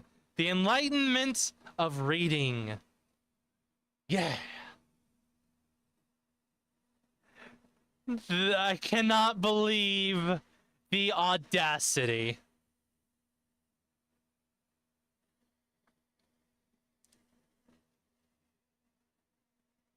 I'm not gonna get to that the Trump thing, by the way, because I'm not gonna start it up and stop it midway through. I'll just do it tomorrow and consult the Constitution as I was planning to do today. I didn't think it was gonna take that much time. I didn't think the Declaration was gonna take enough time that if I read through the Constitution in a stream, it would take up almost the rest of the stream.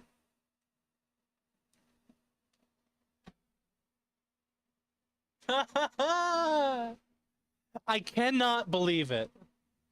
I cannot countenance it. I gotta tweet about this. I gotta.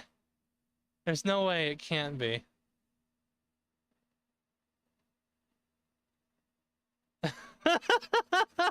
God damn.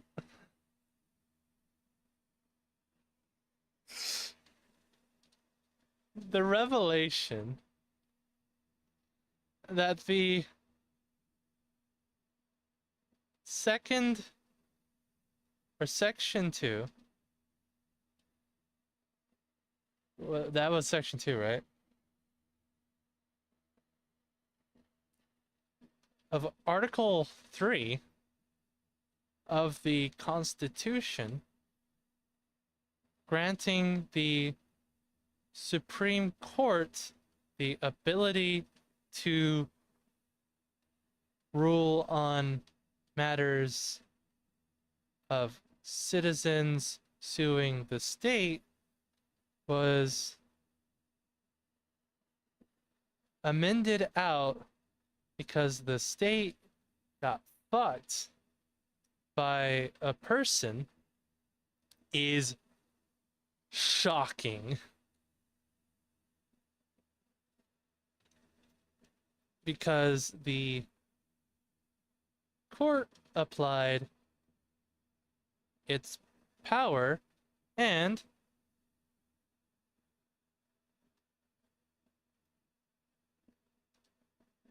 Amendment 5.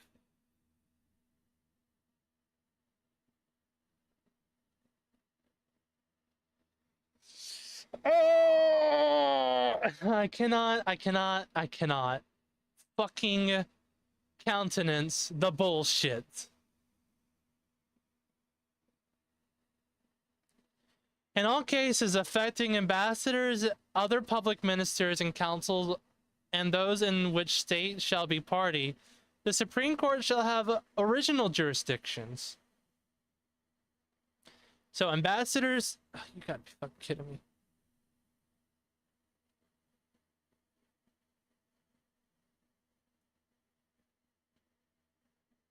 No, fuck off, McAfee.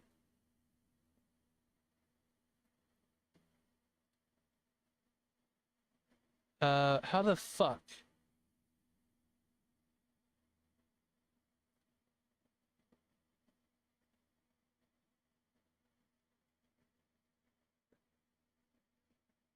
Settings.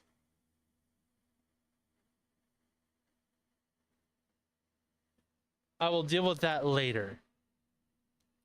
So ambassadors, ministers, and councils, and those which a state shall be a party, the Supreme Court has original jurisdiction.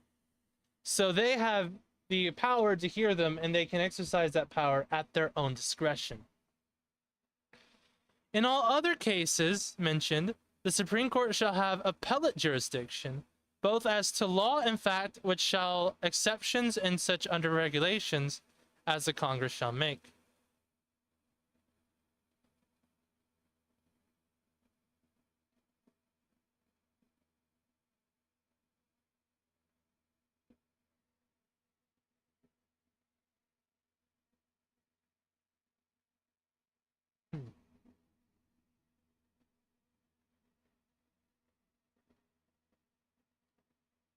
So they will decide in all other cases the as an appellate faction.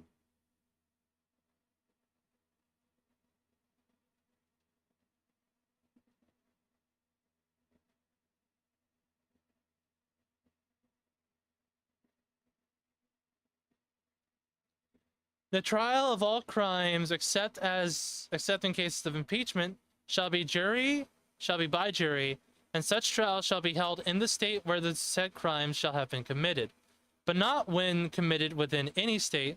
The trial shall be at such places or places as the Congress may by law have directed, but not when committed within any state.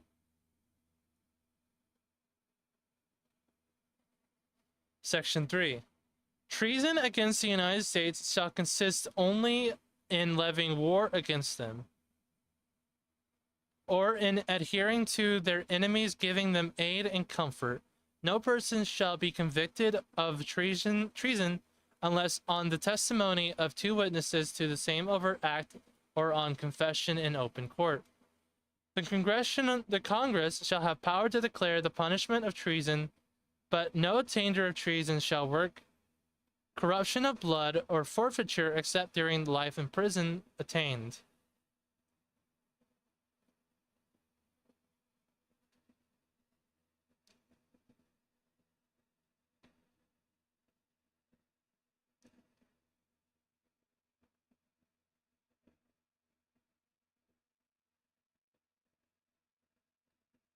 Corruption of blood, consequences of attainder for the effect, corruption of blood, the effect of attainder in which bars a person from inheriting, retaining, or transmitting any estate, rank, or title.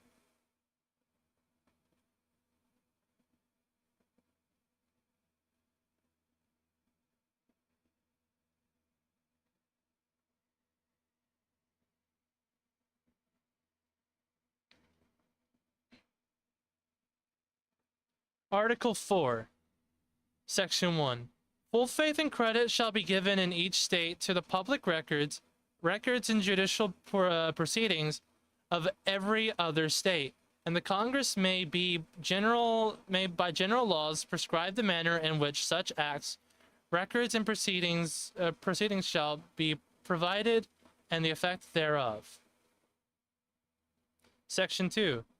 The citizens of each state shall be entitled to all privileges and immunities of the citizens in several states.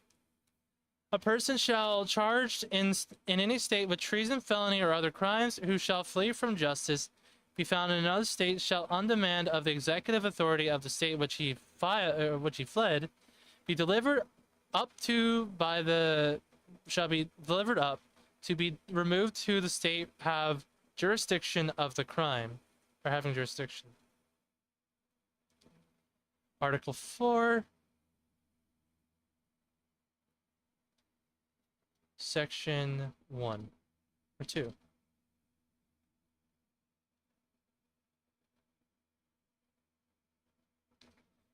The person charged. Okay. No person held to service or labor in one state under laws thereof escaping into another shall, in consequence of any law or regulation therein, be discharged from such service of labor, but shall be delivered up on claim of the party whom such service or labor may be due.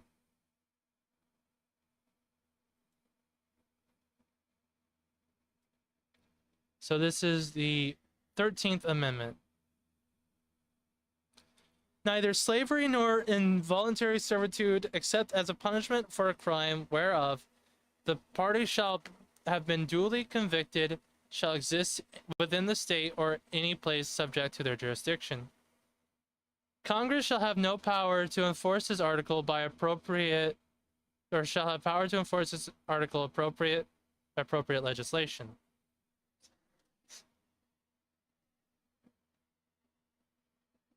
Section 3. New states may be admitted by Congress into this union, but no new state shall be formed or erected within the jurisdiction of any other state, nor any state be formed by the junction of two or more states, or parts of states without the consent of the legislature and the states concerning, as well as the Congress. The Congress shall have power to dispose of and make all needful rules and regulations respecting the territory of or other property belonging to the United States, and nothing in this Constitution shall be so construed as to prejudice any claims of the United States or any particular state. In Section 4, the United States shall guarantee to every state in this union a republican form of government, and shall not protect each of them against invasion, or shall protect each of them against invasion on application of legislature or of the executive, which the legislature cannot be convened against domestic violence. Oh, 6.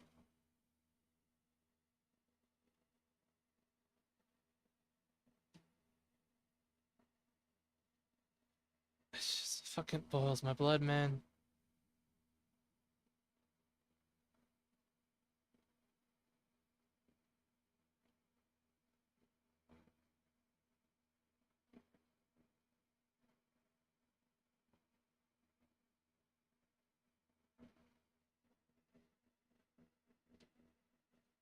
Who is to say that Megan isn't a regular visitor of the tanning bed? She's got the time and no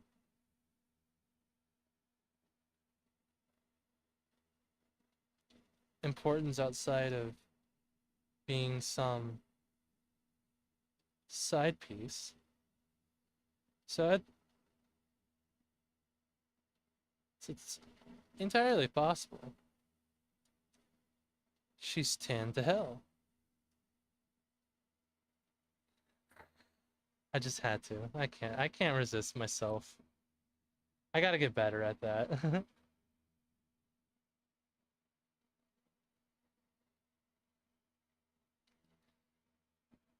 Article 5. Congress, whenever 2/3 of both houses shall deem it necessary, shall propose amendments to this Constitution or on the application of legislatures of 2/3 of several states, or shall call a convention for the purposes of amending, which in either case shall be valid to all intents and purposes as part of this Constitution when ratified by the legislature of 3/4 of the several states, or by conventions in 3/4 thereof, as the one or other mode of ratification may be proposed by Congress, provided that no amendment which may be made prior to which made prior to year 1808 shall in any manner affect the first and fourth clauses in the 9th section of the first article, that no state without its consent shall be deprived of its equal suffrage in the Senate.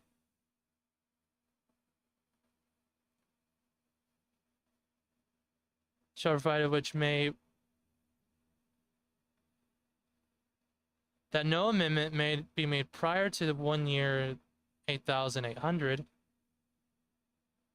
to 1800 and 1808 in a manner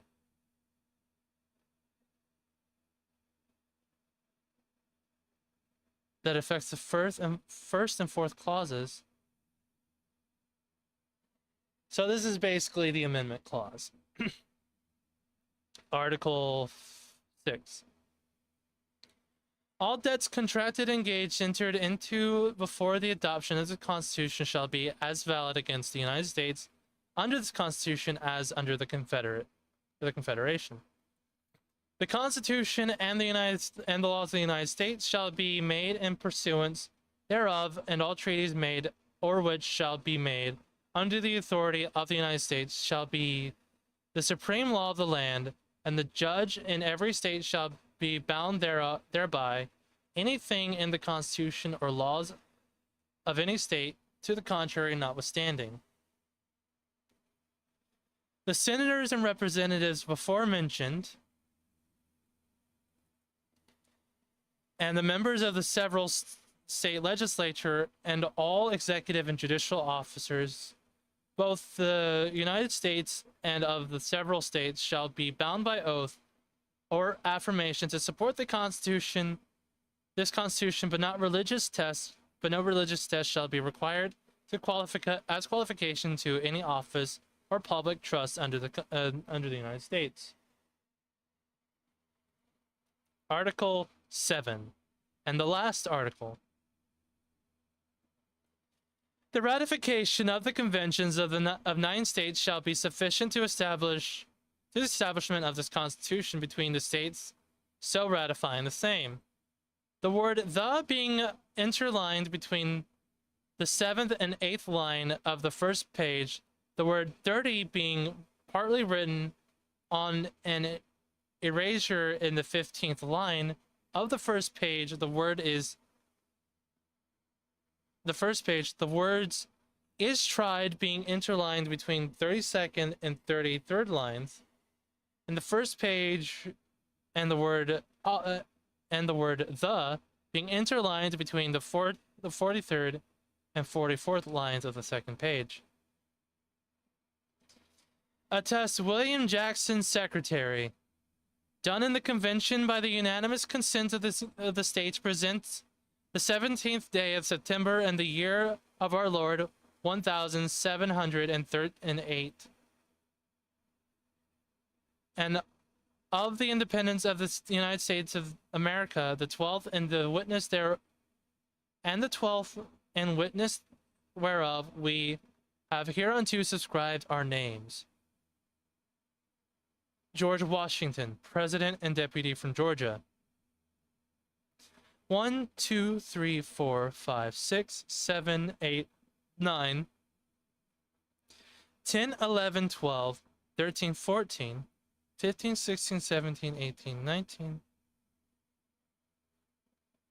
The 12th and the independence, and the 12th and witness.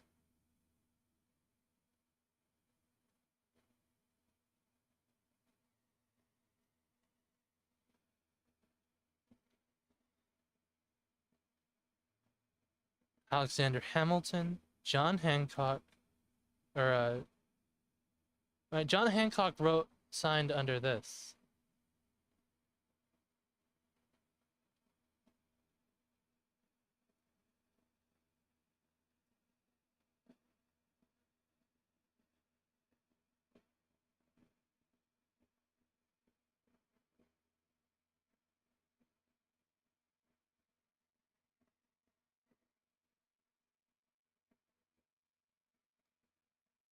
Article 4. No, wait, Article 6.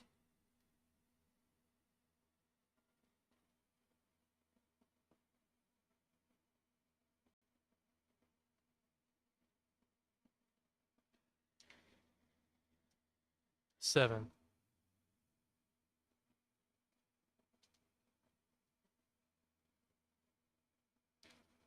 That the Constitution shall become the official law when 9 states. All bills raising revenue originate in the House of Representatives, but the Senate may. That's Section 7. So there it is. There's the Constitution and the Declaration of Independence. I didn't expect much gleaning out of all this. I guess if you look up Article 5,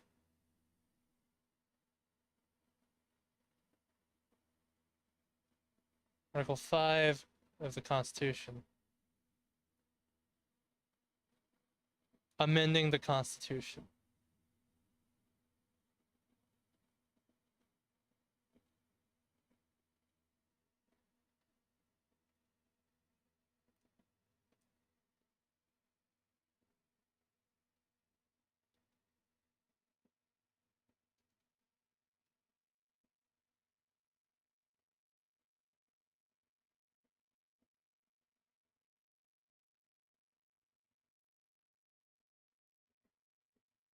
I guess I could also read the Bill of Rights as it were written, the original 10.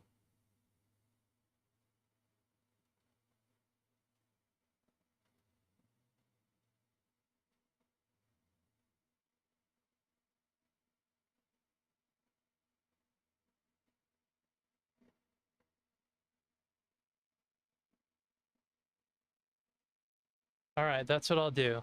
I'll replace the Trump side of the topics with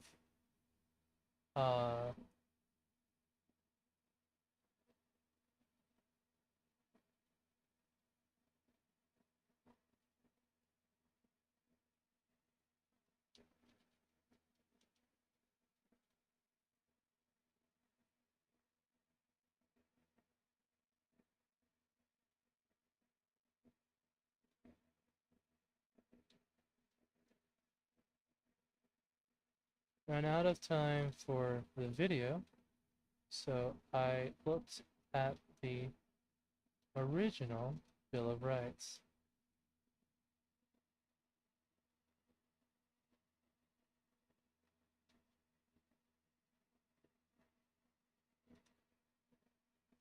So in the stream,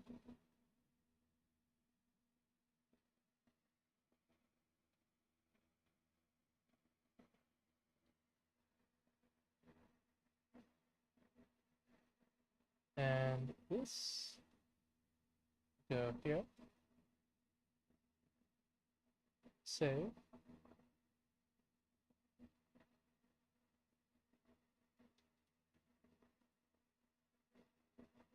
and save.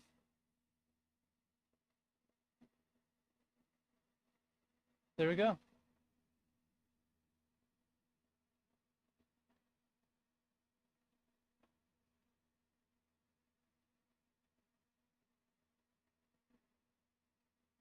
Figured that would be a good way to round everything off. On September 25th, 1789, the first Congress of the United States proposed 12 amendments to the Constitution. In 1789, the joint resolution of Congress proposing the amendments is on display in the rotunda on the National Archives Museum. 10 of the proposed 12th amendments were ratified by 3/4 of the state legislature on December 15th, 1791. The ratified Articles 3 to 12, constitute the first 10 amendments of the Constitution.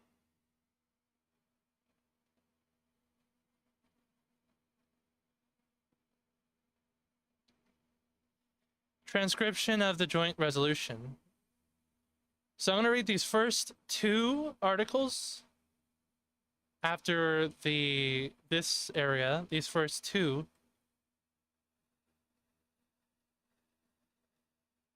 And then I will get to the actual amendments. The Congress of the United States being held in the city of New York on Wednesday in the 4th of March, 1789. The convention of the number of states having, at the time of their adopting the Constitution, expressed a desire in order to prevent misconduct or abuses of its powers, that further declaratory the restrictive clauses should be added, and as extending the ground of public confidence, The government will best ensure the beneficent ends of its institutions. Resolved by the Senate and House of Representatives of the United States of America and Congress assembled 2/3 of the house of both the houses, concurring that the following articles shall be proposed to the legislature of the several states as amended to the Constitution of the United States, all or any of which articles, when ratified by 3/4 of the said legislature, to be valid to all intents and purposes as part of the Constitution, viz.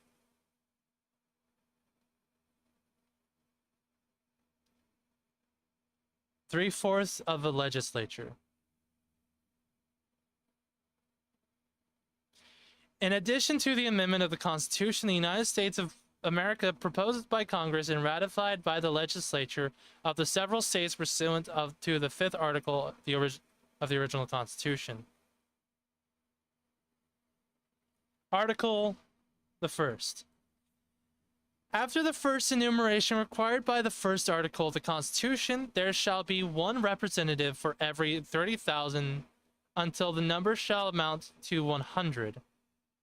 After which the proportion shall be so regulated by Congress that there shall not be less than 100 representatives, nor less than one representative for every 40,000 persons, until the number of representatives shall amount to 2/3 after or 200.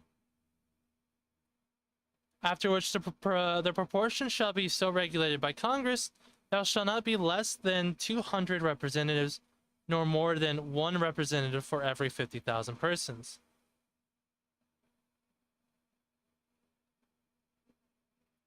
So it's a progressive scale of representation in the House.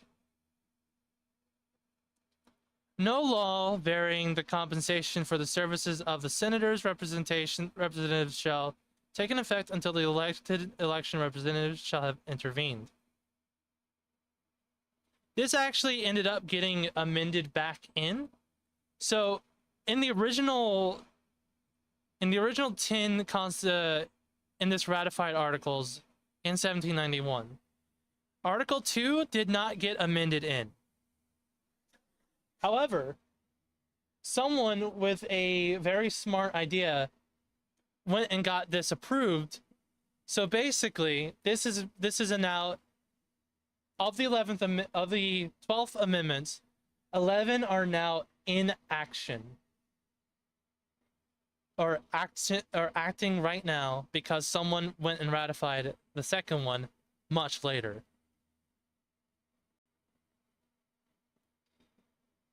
So Frederick August Muhlenberg, Speaker of the House of Representatives, John Adams, Vice President in the United States and the President of the Senate, John Beckley, Clerk of the House of Representatives, Sam A. Otis, Secretary of the Senate. So Washington Administration, VP. John Adams, Thomas Jefferson,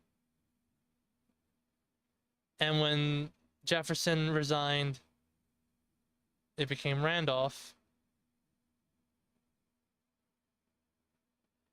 And Alexander Hamilton served almost until the end.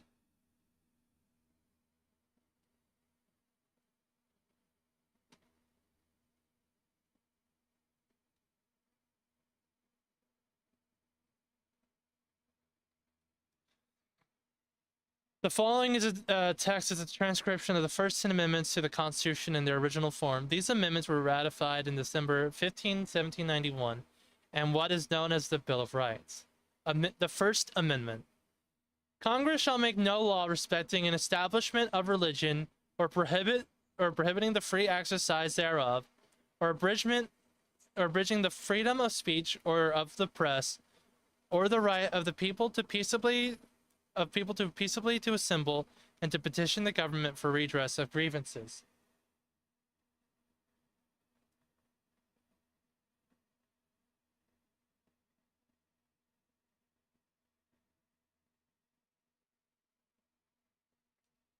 The Second Amendment. A well-regulated militia, being necessary to the security of a free state,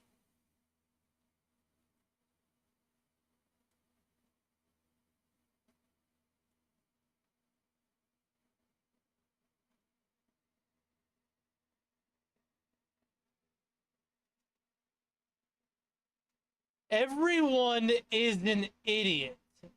Absolute tomfoolery retardation. A well-regulated militia is only in respect to being necessary to the security of a free state. The right to keep and bear arms is in respect to shall not be infringed. These two connect. And is separate from these two.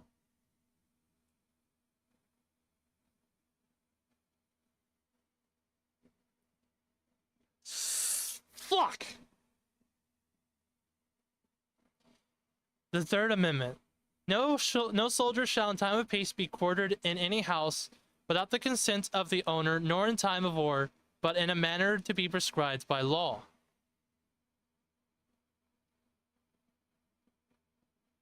The Fourth Amendment. The right of the people to be secure in their persons, houses, papers, and effects against unreasonable searches and seizures shall not be violated, and no warrants shall issued but upon probable cause, supported by oath of affirmation, and particularly describing the place to be searched, and thus in the person or things to be seized.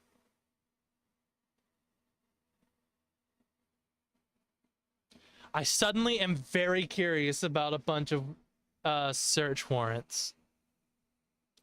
I'm suddenly very curious. In all criminal Fifth Amendment. No person shall be held to answer for capital or otherwise infamous crime unless a presentment or indictment of a grand jury, except in cases arising in land or naval forces or in the militia, when in actual service time or in actual service in time of war or public danger, nor shall any person be subject for the same offense to be twice put in jeopardy of life or limb, nor shall be compelled in any criminal case to be a witness against himself, nor be deprived of life, liberty, or property without due process of law, nor shall private property be taken for public use without just compensation. The Sixth Amendment.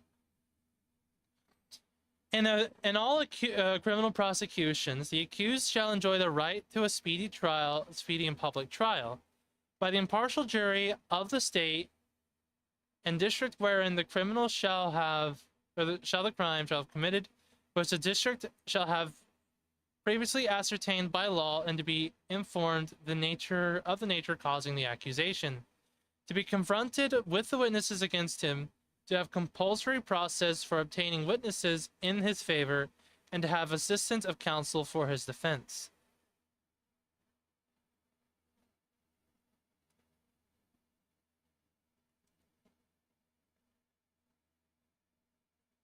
The Seventh Amendment. In suits at common law, where the value in controversy shall exceed $20, the right of a trial by jury shall be preserved, and no fact tried by jury shall be otherwise re-examined in any court of the United States than according to the rules of the common law.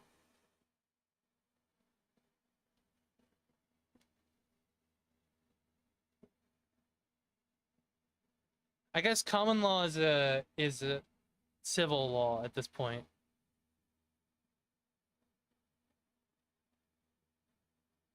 And no facts tried by jury shall be otherwise examined by any court. Oh, this is why they're only for... Okay. So this is why all appellate courts do not examine the facts. They examine the law in application to the facts. The Eighth Amendment. Excessive bail shall not be required nor excessive fines imposed, nor cruel or an unusual punishment inflicted.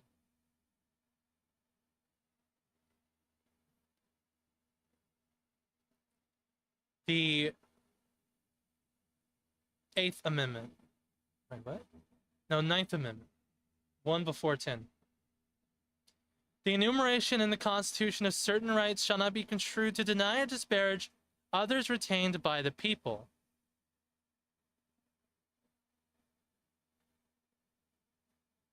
And the 10th Amendment.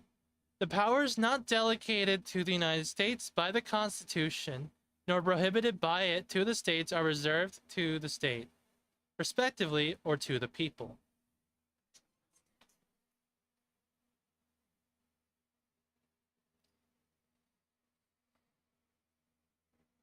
In which, I will reiterate, was signed or attested to Frederick Augustus Muhlenberg, Speaker of the House of Representatives, John Adams, VP, John Beckley, Clerk of the House of Representatives, and Sam Otis, the Secretary of the Senate.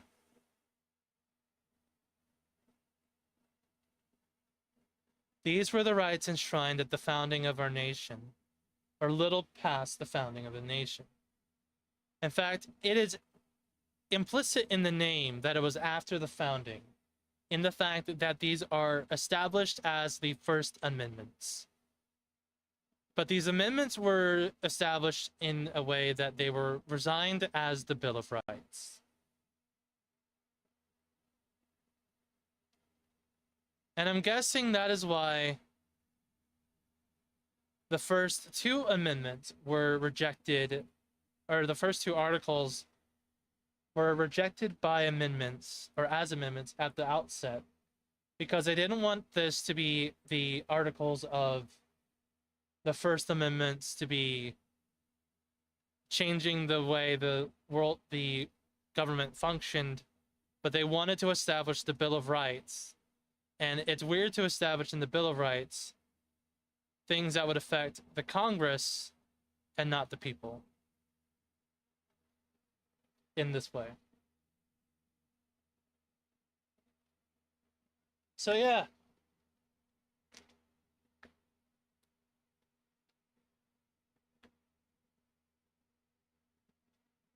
Those are the founding documents.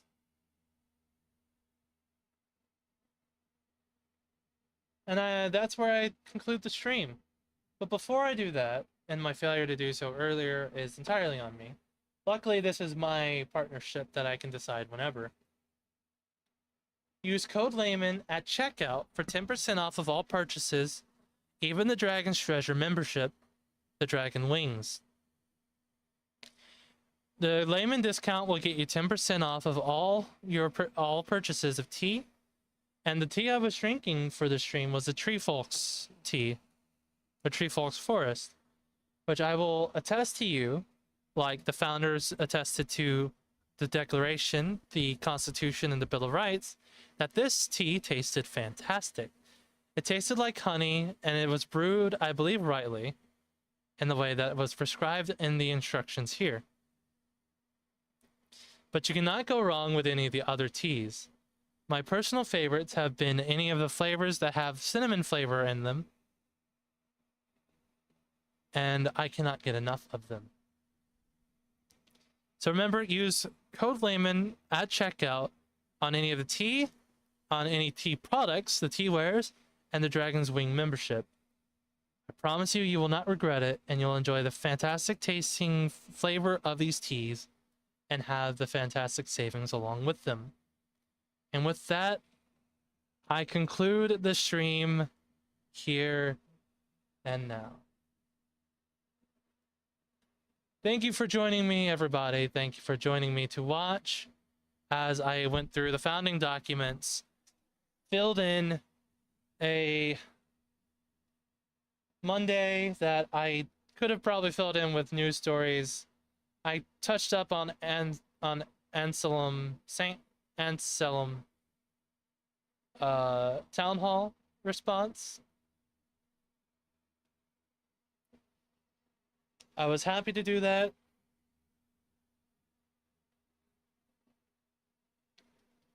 To everyone who is watching, you can find. Hold on.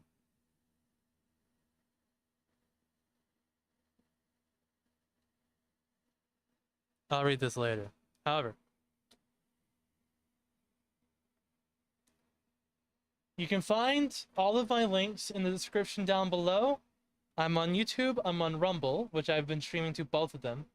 I am on Twitter and locals at legallayman.locals.com.